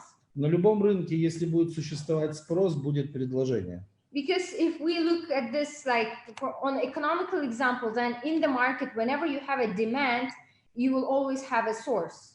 Что касается пандемии, то это катастрофа для мира. Любая пандемия – это катастрофа для мира. And as for the pandemics, any type of pandemics, it's a catastrophe for the whole world. Любая катастрофа – это кардинальная причина для изменения на религиозном рынке. And any catastrophe or a disaster is always a good reason for a radical change in religious market. Если мы вспомним историю, то очень многие религии пришли как раз на волне пандемии. And if we remember the history, then we could see that a lot of new religions emerge on that wave of pandemics.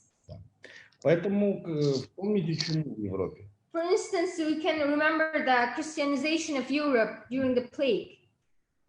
И так как мы сегодня видим эту катастрофу, And since we are observing this catastrophe right now, и она многоуровневая катастрофа, which has different levels, и духовная, it's a spiritual level catastrophe, и психологическая, psychological level, и социальная, sociological, и экономическая, economical, и биологическая. and biological as well. Да, по причине того, что профессор Лепский на это уже обратил внимание, я не стану повторяться. Так вот, по сути своей, когда мы говорим об этой пандемии, это всего лишь репетиция. And Professor Lepsky already mentioned the biological level, so I won't repeat. But when we speak about the current pandemics, I tend to think that it is a rehearsal. И вряд ли вот эта пандемия, вот эта репетиция, которую мы сейчас видим, она какие-то серьезные изменения на религиозной арене в Европе и в мире произведет. And less likely that this rehearsal pandemics would drastically influence the religious condition of religions on the global scale. Но когда придет настоящая пандемия, настоящая катастрофа, however, there is no doubt that when there will be not a rehearsal pandemics, but a real pandemic, это как раз будет предтеча новой религии в мировых масштабах. it is going to be for sure something that would originate and produce a new religion on a global scale. Такая религия может возникнуть, с моей точки зрения, прежде всего как альтернатива христианству. And from my viewpoint, that type of religion that may emerge after the next pandemic would be an alternative to Christianity. Потому что я считаю, что христианство сегодня самая уязвимая религия из всех. Because currently, in my personal viewpoint, Christianity is the most vulnerable religion as of today. И вот эта новая религия, которая может прийти вслед за настоящей пандемией, ее характеристиками будет низкая интеллектуальность. And this new religion, which will come after the next pandemics, will have the following characteristics. The first is the low intellectuality, что обеспечит массовость, which would allow the massive followers, и виртуальность. And virtuality. Да, то есть вот эти две характеристики, которые я точно могу назвать. So these are two characteristics that I'm quite certain about. Вероятнее всего, у этой будущей религии существуют и другие характеристики. Probably this future religion will have also other features. Но если можно создать из несуществующей пандемии существующую пандемию во всем мире, however, if it's possible, as the experience shows, that people can create a pandemic from unreal pandemic, по сути своей, как репетицию перед настоящей угрозой, in the form of a setup, a rehearsal before the real disaster, она вряд ли произойдет завтра. It probably won't happen tomorrow. Или через 3 года. Я думаю, между такими событиями промежуток обычно не меньше 5 лет. Because usually between this type of events, you have at least an interval of 5 years. Люди должны забыть то, что было. Because people have to kind of forget what has happened before. Да. Но вот когда будет уже не репетиция, а основной акт, как говорится, да? But when it's going to be like real disaster, Я думаю, что этот основной акт как раз будет предзнаменовать вот как бы появление новой религии. I believe that situation would produce and originate new religion. Совершенно с иными характеристиками, которые нам совершенно непривычны. With different features that are not typical for us, that we are not used to. Okay. Что касается, что нам делать как бы в этой ситуации? As for the question, what shall be done, what must be done in this situation? Ну, во-первых, как бы мы видели, что ученые поделились на две категории. In the first place, I would like to point out that as we have seen, scientists have divided into two categories. Активно поддерживающие пандемию. First ones are actively supporting pandemic. И ученые здравомыслящие, которые говорят о том, что прекратите заниматься тем, чем вы занимаетесь, никакой пандемии не существует, это все выдумки. And the second category of scientists that are, being very consistently there, telling that you don't have to like hyper-react to all this and make things even worse. This is just a setup. Я думаю, что ученые сейчас должны активно высказывать свою позицию. And I believe that at this time, as never, scientists should be very active in expressing their attitudes. Потому что большинство ученых просто на это смотрит со стороны сейчас. Because most of the scientists and scholars are just looking at the situation from a side. Как правительства нарушают законы и права человека. And as governments do trespass the laws and violate human rights. И все это объясняется некой безопасностью. And they justify or explain this, telling that this is for the sake of people and security. То есть никакая безопасность не может оправдать нарушение закона. None of the security reasons can justify the violation of law. И иначе нам нужно менять систему права. Otherwise, we will have to change the whole system of jurisprudence. А на это вряд ли кто-то согласится. And I don't think anybody will agree to this. И самое главное, что никто за это не несет ответственности. And most importantly, that nobody is taking responsibility for what is happening. И очень хотелось бы, чтобы кто-то за это все-таки пострадал, как человек, который организовал это все светопредставление для всего мира. Но, к сожалению, вряд ли мы этого дождемся когда-либо. But probably we will never reach the point when somebody will take responsibility and make everything clear. Что касается детей, то здесь как бы все очень просто. And as for the kids or the young generation, then things are quite simple in this situation. То есть дети, они будут реагировать так, как по сути своей их воспитывают родители. Because younger generation would always react in the way they were brought up by their parents. То есть при активной позиции ученых, большинства в мире, я думаю, что это можно не только остановить, но и следующую волну предотвратить. I think if like intellectuals from all over the world, if they would be active right now, and if they would be expressing their positions, I think we would be able to make the current situation much more better and maybe even prevent the second wave of pandemic. И если большинство ученых займут активную позицию в настоящий момент времени относительно происходящих событий, не только относительно пандемии, но и поведения госчиновников, церкви и всех остальных, то я думаю, что мы совместно можем это как бы и остановить, и предотвратить, и выработать программу, которая бы позволила совершенно спокойно больше подобного рода вещей. And when I say that the scientists should take an active role, I'm not speaking only about in relation to pandemic, but also to what the governments are doing, to the position of the churches, what they are doing. And if everybody would take an active role, it would be possible not only to stop the situation for becoming even worse, but also to develop a certain program or an approach that would prevent this type of crises. Спасибо за внимание. Thank you very much for your attention. Great, thanks, Academic Malcev, for the expression of your attitude to this issue.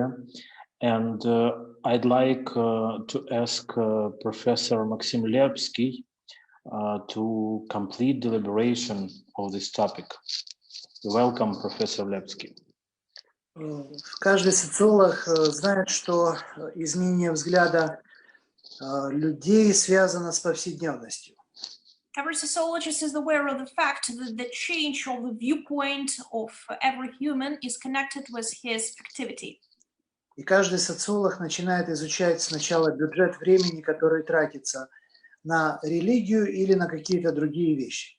And every sociologist starts his research with finding out how much time budget is paid upon his main activity, his religion activity, etc. Когда мы находились в экспедиции, мы видели, как постепенно увеличивается объем информационных сообщений и бюджета времени в пользу пандемии. Being in expedition, during the scientific expedition, Professor Lепский points out he witnessed this time budget increased connected with pandemic's topic. И увеличение бюджета времени в интерактиве, в интернете и увеличение количества времени информационных сообщений о пандемии дает возможность говорить, что это информационная пандемия. And this time budget pandemics discussion, communication in social networks as well as in internet actually points out that this is the informational pandemics type. Поскольку профессиональные вирусологи говорят, что коронавирус входит в систему ОРВИ, подобно и других родовых коронавирусов, вспышка которых была в 2003 году.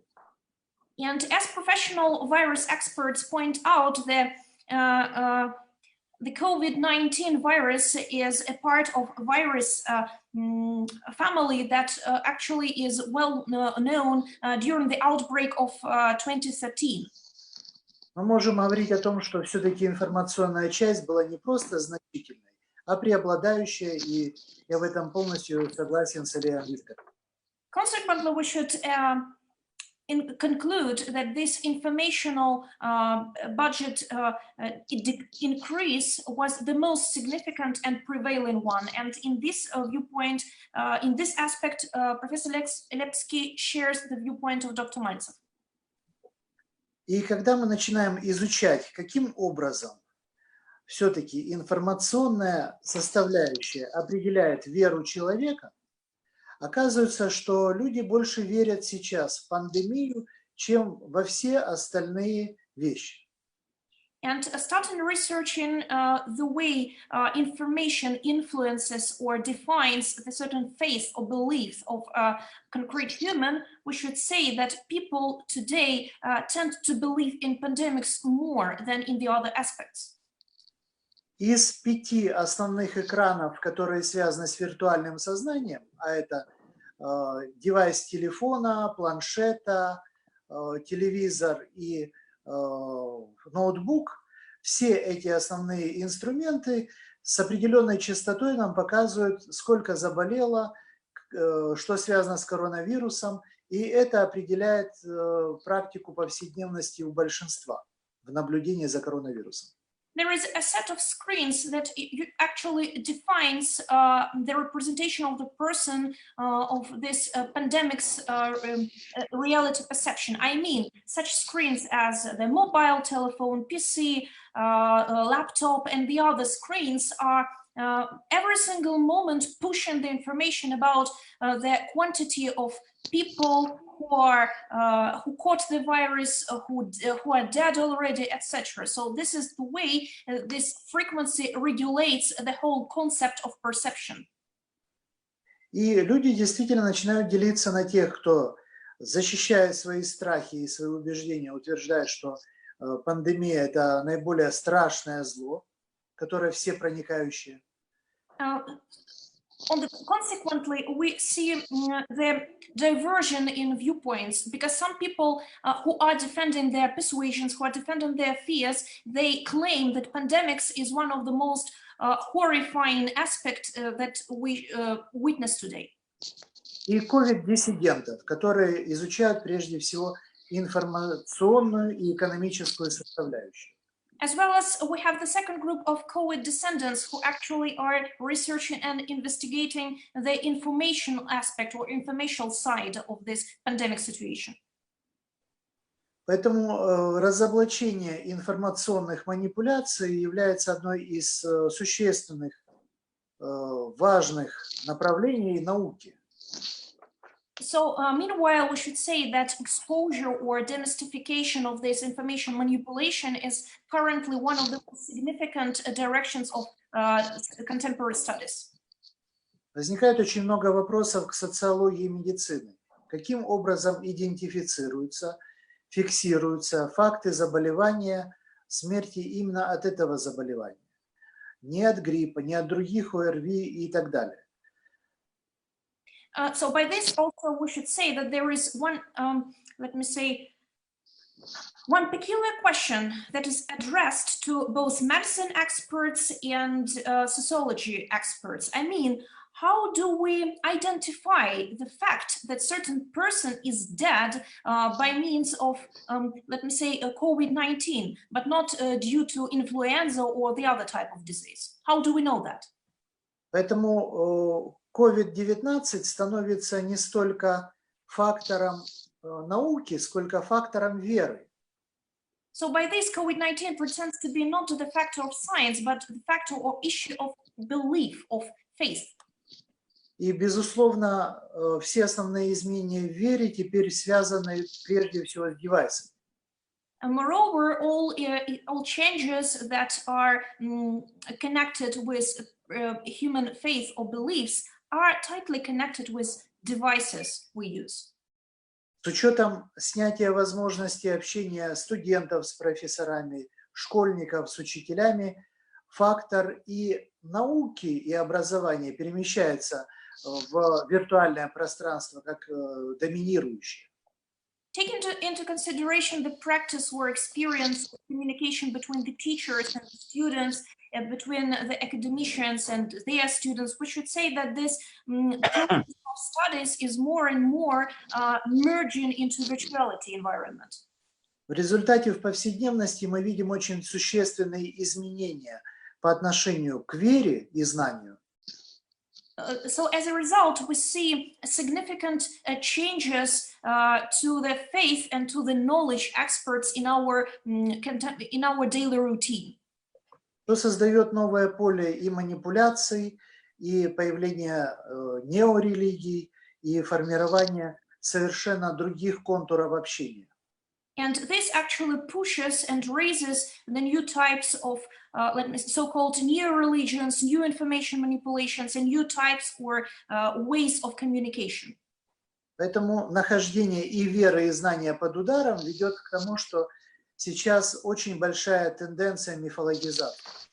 And as both knowledge and beliefs are under attack, we should say that today we have a sheer tendency of manipulation and demystification necessity. А мифологизация всегда связана с локальными отношениями и с ритуализацией действий, воздействия на сферу неведомого. Вот, собственно, это связано с и оболванием, и низким уровнем интеллектуальности людей. And mystification actually influences upon a person in such a way that his intellectual level is getting decreased. He is low intellectual level human from this point. Это те тезисы, которые мы уже, и тенденции, которые мы уже сейчас наблюдаем, и вот на этом я пока хочу остановиться. So these are the tendencies and these are the issues we are witnessing right now, and by this I am to finish my report. Thank you so much. Great thanks, Professor Lepский, for your opinion and presentation of your deliberation. We have the final question for today's discussion. Question number 4, the weakness. No one of the religious figures was able to tell what must be done in a time of this global threat. And traditionally, we ask Dr. Massimo Introvinье to start this discussion. Well, we can ask another question, and this question is a deep one, and it has widespread implications. And it's whether, particularly in the Western world, we really expect religious leaders to give instructions on what to do in a national or global crisis, because the notion of secularization is very much controversial, and some sociologists will distinguish between micro, meso, and macro secularization. Now, the micro secularization, many sociologists would agree does not exist. People still in a large majority, they have beliefs about the sacred. So at the individual level of beliefs, there is no secularization. At the meso level, we can discuss, and that's the level of the institutions. Institutions in some countries are losing momentum, religious institutions, I mean, but they are still there. But nobody doubts there is a macro secularization. And what is a macro secularization is the secularization as the cultural and political level, while the great decisions in our societies are not taken by religious leaders. They are taken by secular political leaders. I'm talking of the West. Of course, Saudi Arabia or Iran are different. I recently visited Bhutan, that it's a deeply Buddhist establishment. But that's different situations from France or Germany or United States or the UK, and even Ukraine, of course. I would say that macro secularization is at work and explains why we don't even expect that religious leaders will take the main decisions and tell us what to do. We will ask either politicians or science in the case of an epidemic. So the real point is how relevant religious leaders still are. I believe some of them still manage to have a great symbolic relevance. The prayer of Pope Francis in a desert St. Peter's Square under the rain was followed by 1 billion people throughout the world. So no doubt global leaders such as Pope Francis are still capable of doing symbolic acts, but these acts are symbolic. They don't command the populations what to do or what not to do. And that's part of secularization. So we live in a post-secular world where the most we can say in the West about religious leaders is that they have a symbolic power. They do not have a real power, and they are not even expected to exert a real power. However, symbolic power is not irrelevant.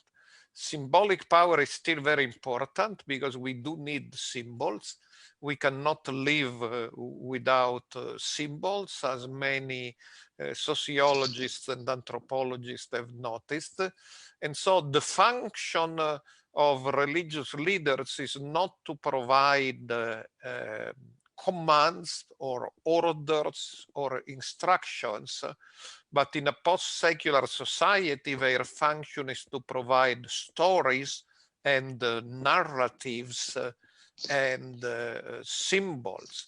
And at the end of the epidemic, how well or how badly each of the great religious leaders fared will not be measured in their power of issue prescriptions or commands of social behavior, because this power is non-existing, but it will be measured in their capability of offering meaningful stories, narratives, symbols, and why not share mythologies, because that's the role of religion in a post-secular society.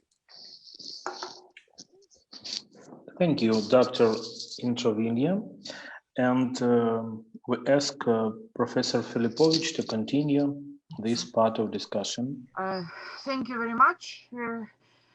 I'm not so global. I have not so global ideas like Professor Introvinье. I would like to focus on Ukrainian situation, and I think that Ukrainians have received a response from our religious leaders. And the main message, do not be afraid, like the Jewish from Moses. I think that Ukrainians are trained in various catastrophes. No, the first, this is the Soviet power, the USSR. Then we have a Chernobyl. Then the revolution of dignity. And the people know what to do in such very, very complicated situation.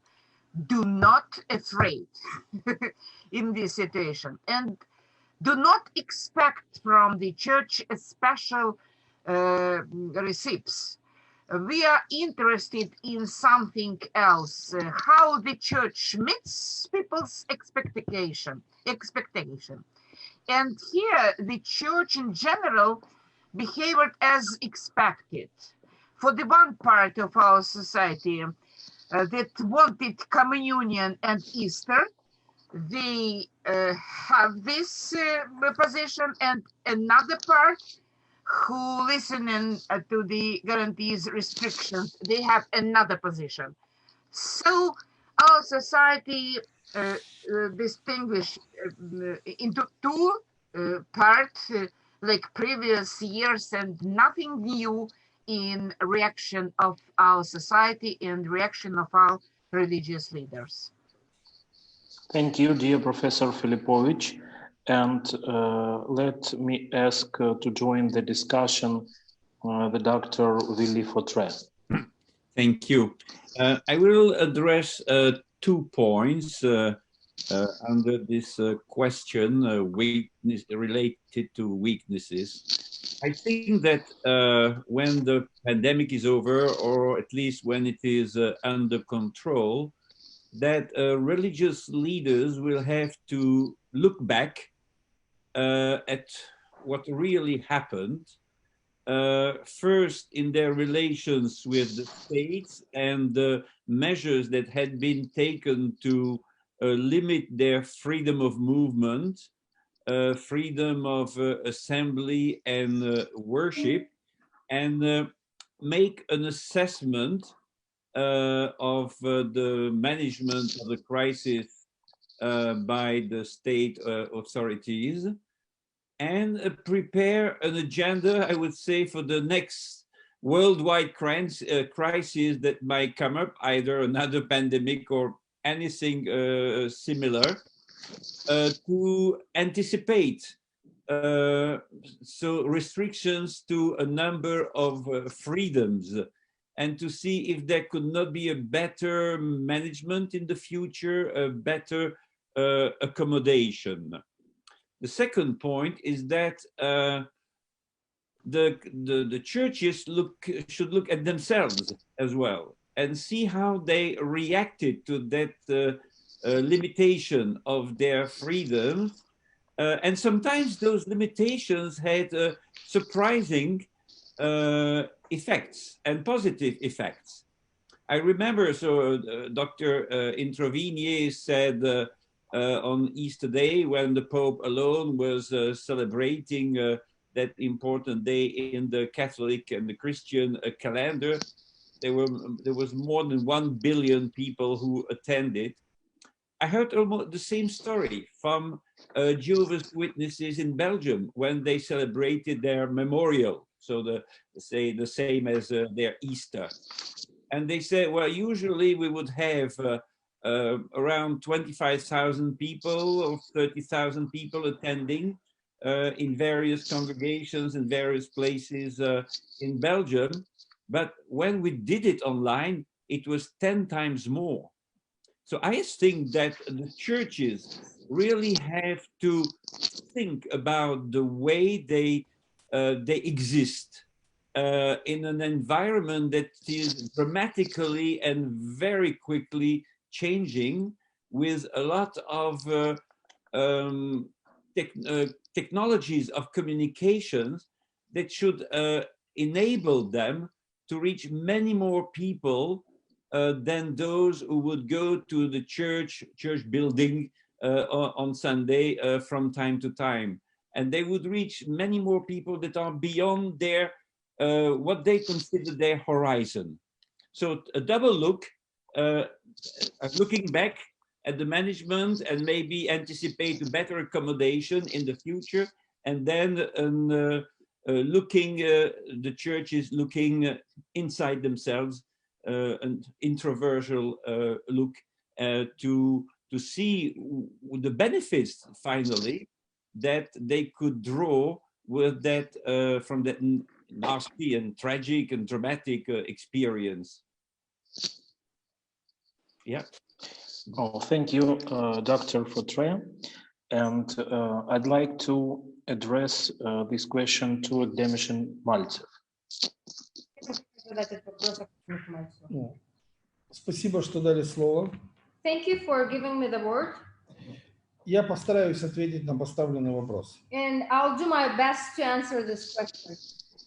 Вы, наверное, заметили, мои ответы, они несколько не похожи на ответы наших иностранных коллег. Perhaps you have noticed that my answers are somewhat different than the answers of our English-speaking colleagues. И это все потому, что я в науке больше всего ценю два вопроса: зачем и почему. And that's all because when it comes to science, the two questions that I value the most is why and for what. What for? Поэтому, когда мы говорим о почему церковь не взяла управление на себя и не ликвидировала пандемию, первое, что хочется сказать, что менеджмент – это очень серьезная наука. And when we are discussing the reason why church did not take the responsibility and did not deal with the crisis, we have to remember that management is very complex science. Management is not something easy. Вам кажется, что менеджмент изучают во всех университетах. And it may seem to some that management is something which is taught at every university. И вы должны понимать, что то, что преподают в университете, никакого менеджменту, никакого отношения не имеет. However, certainly it is not the case. Things that are taught at the higher educational institutions is not what management is. Вы можете спросить любого человека, который управляет людьми, он будет смеяться над этих лекций. Because anybody who does factually work with people and manage a group of people, he would laugh at things that are taught at the universities as the management. Потому что менеджмент стоит на двух вещах главных. Management, as it is, it doesn't matter where, even in the church, it has to stand, it has to be founded on two pillars. Это потрясающие способности руководства стратегические. First is extraordinary abilities of the leadership when it comes to strategy. И очень серьезная система подготовки кадров. And very rigorous training program of the specialists. Да. И, как вы понимаете, давным-давно мы привыкли к тому, что все управляющие решения в государствах принимают правительство. And since long we are used to with the situation when usually governments do take the responsibility in their hands and try to do something. Я абсолютно согласен с профессором Интровинье о том, что у церкви существует некая символическая власть. And I totally agree with Dr. Massimo Introvinье in this point that the church has a certain symbolic power that, I mean, it has certain type of responsibilities that it does. И это касается Европы. And that relates to Europe. А у нас скорее традиционная власть. And when it comes to Ukraine, it is probably traditional power, not symbolic. У нас нет символической власти. We do not have symbolic power. Я говорю о русскоязычном пространстве. And I'm speaking about Russian-speaking area. У нас власть традиционная. It is traditional power. Просто все так привыкли. Because everybody is used to this way of... И вряд ли кто-то это вообще властью какой-то назвать может. And it is very less likely that anybody would even term it as a power. Это распространяется только на определенные политики. It would be relevant only for specific groups of people. И так как мы привыкли, что все решения принимают правительство и президент в зависимости от формы управления государством. And based on the form of the government in the country, people are used that it's whether the parliament or the president taking the decisions. И по сути своей церковь ждала от правительства правильных решений. And to put it simply, church was waiting from the government to receive right decisions. Мне очень понравилось выражение Массимо Интровинье, как бы профессора, который сказал, что даже Украина. And I really like the expression of Dr. Massimo Introvinье when he was listing the countries, and at the end he said, even Ukraine. Я много лет находясь в Европе, всегда думаю, даже Европа. And from my viewpoint, living in Ukraine for many years, I always think in the following manner, even Europe. Но в этот раз европейские правительства превзошли мои ожидания. However, this time European governments even they surprised. Да, то есть они не только не справились с этой задачей, not only they were capable of dealing with this task, а продемонстрировали полную беспомощность. European governments, they demonstrated total incapacity of dealing with this type of crisis. И, в общем-то, я все, в общем-то, написал в книге, которая вот буквально скоро выйдет из типографии, как бы все сможете ее прочитать. And I'm reading about all these things in detail in the monograph, which is about to be released, which can be accessed by anybody. Поэтому я не стану повторяться. And I'm not going to repeat myself. А что касается церкви, мне хотелось бы сказать следующее. And coming to the topic of the church, I would like to say the following. То есть любая власть, основанная на выборах, она обречена. Any kind of power which is acquired based on election process, it is doomed. То есть, когда власть основана на выборах, это требует других способностей, нежели способности управлять. For the reason, this type of power which is acquired based on election, when people basically chose somebody, it requires different skill set and not the skill set of managing or management. И та власть, которая пришла к власти в мирный, автоматический, некий европейский период, когда, по сути, все давным-давно отлажено, это не равно той власти, которая попала в центр войны или в центр пандемии. And we have to all remember that the power that came during the peaceful times, when everything was nice and automatic, doesn't equal to its condition to the power which is in the crisis period.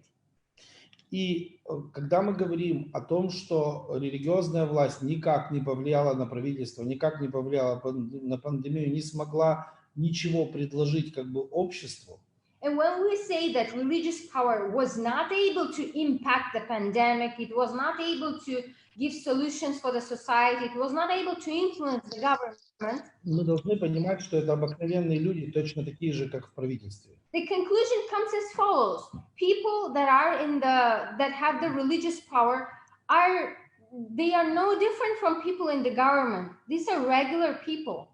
То есть, по сути своей, эти люди пришли к власти точно так же, как пришли к власти эти же правительства. What I'm saying is that those people, those religious leaders, they came to power just the way people in government did, by election process, by choosing, by being chosen.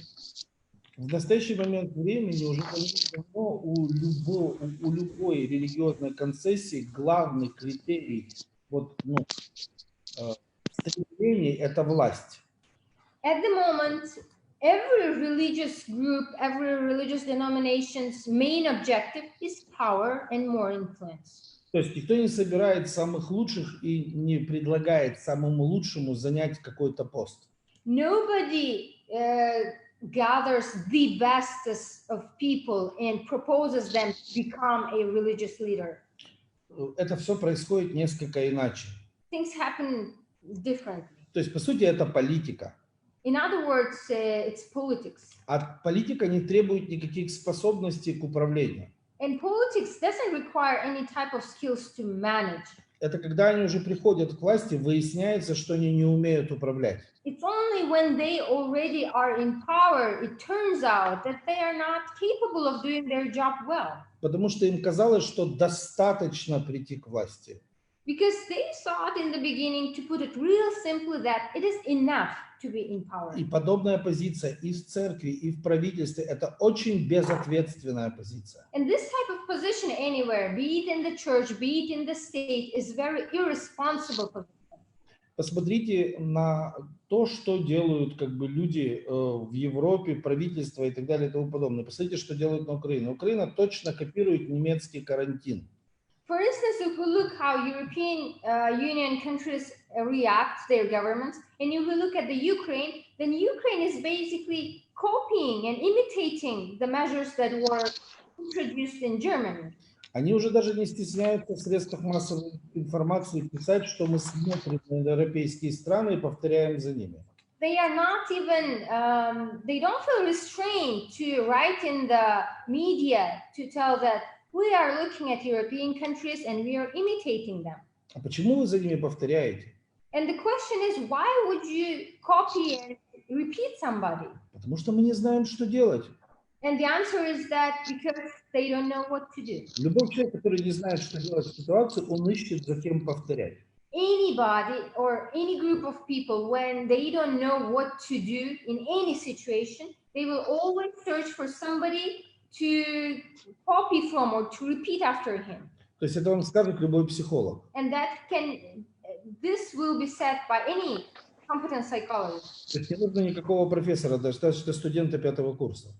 Basically, you won't even need a professor. It's enough to talk to a graduate student of psychology to understand this. Да, даже при нашем уровне развития психологии.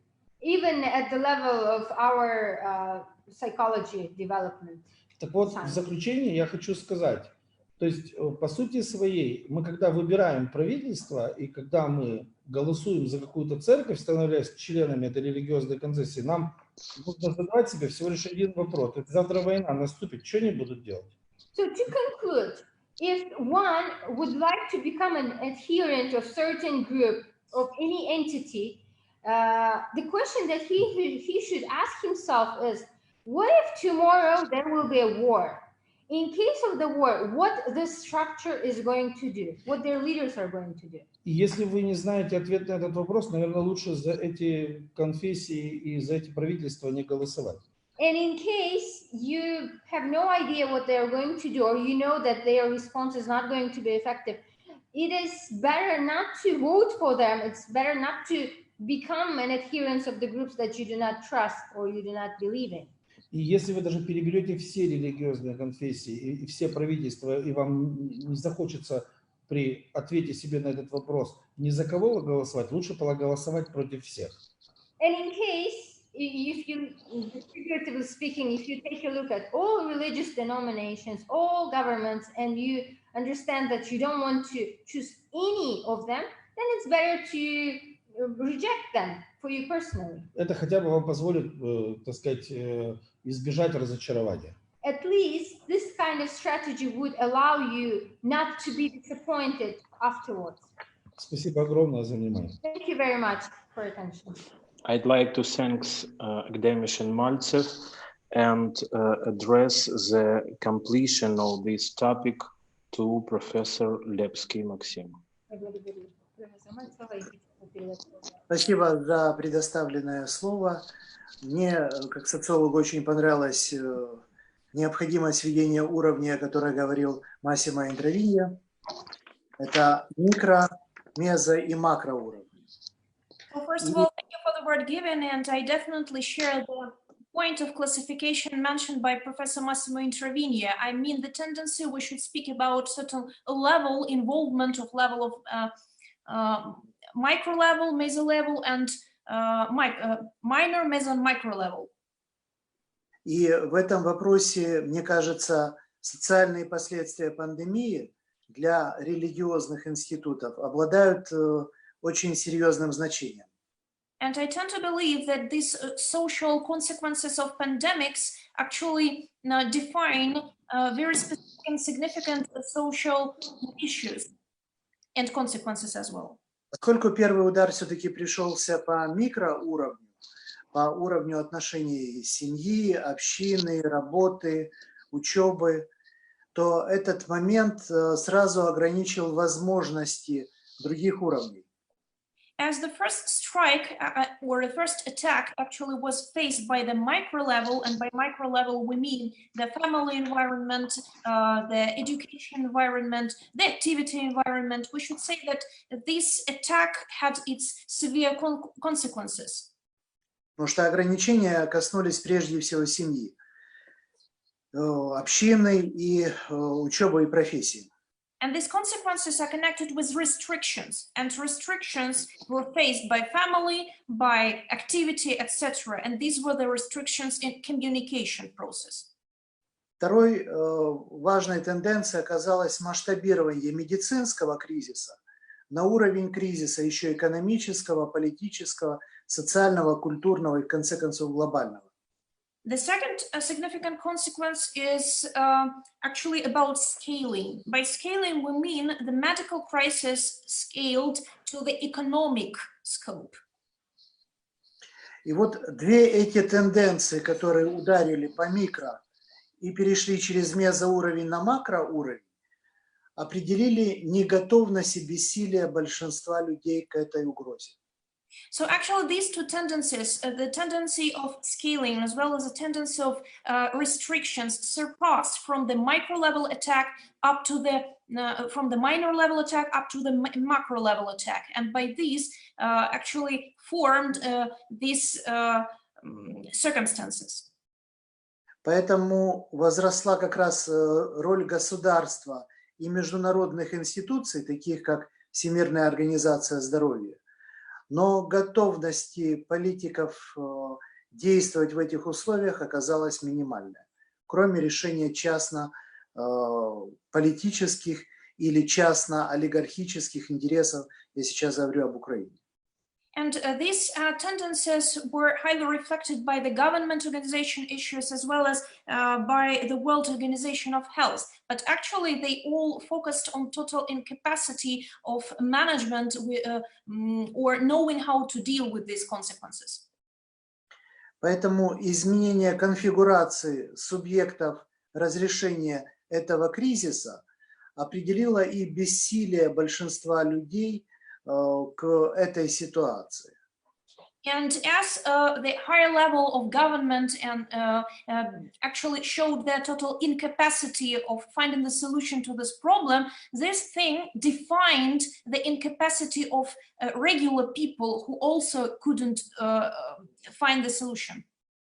Поэтому сейчас с большим интересом все изучают опыт Китая, Белоруссии, Южной Кореи и Японии, которые оказались наиболее эффективными при выходе из этой пандемии. This is the reason such countries as Japan, South Korea, China, etc. These countries' experiences are shared and researched by the other countries, because these pieces of experience tend to be the most effective ones. У нас очень много говорили о гибридных войнах, но никто не ожидал такой глобальной угрозы, которая соединит в себе информационную и биологическую составляющую. The hybrid wars were actually discussed in the worldwide issue. However, no one anticipated such a global threat that is standing on the pillar of information.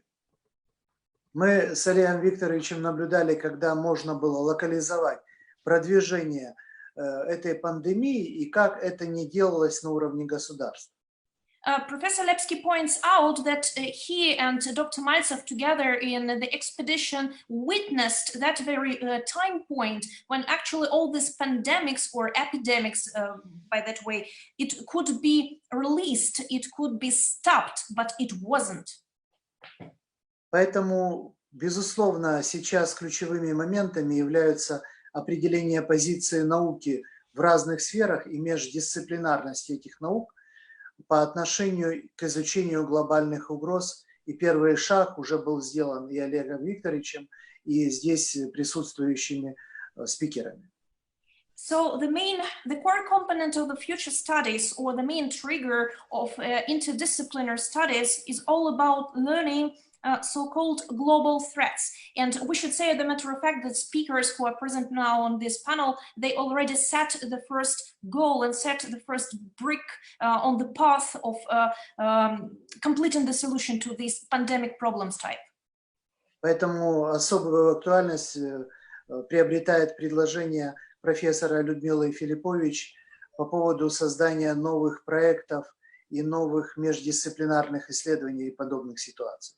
By this, we point out the total significance of Professor Ludmila Filipovich perspective as for setting the new projects, scientific projects, in order to find out, to research this field and strategize the solutions to it. Лично для меня было очень много интересных тем, которые требуют осмысления в дальнейшем. Subjectively, I should also cover the fact that today we've heard lots of peculiar and very interesting viewpoints that we should think about furthermore. Спасибо за приглашение на обсуждение в этой панели. И спасибо, модератору. For the invitation to this panel. Thank you so much for invitation for this discussion. Great thanks, dear Professor and academician Lepский. So, ladies and gentlemen, our discussion has come to a final, and the conference committee thanks you for such depth and productive discussion of the problem of dogma and religion in the post-pandemic era. Let me thank the key speakers of today's discussion, the Dr. Massimo Introvinье, Professor and academician Oleg Mальцев, Dr. Вилли Фотре, Professor Людмила Филиппович, Professor and academician Максим Лепский. And for all our listeners and participants, I'd like to wish, take care of yourself and stay realistic. Thank you. Thank you. Thank you. See you later. Bye-bye. Bye, bye, bye. Take care.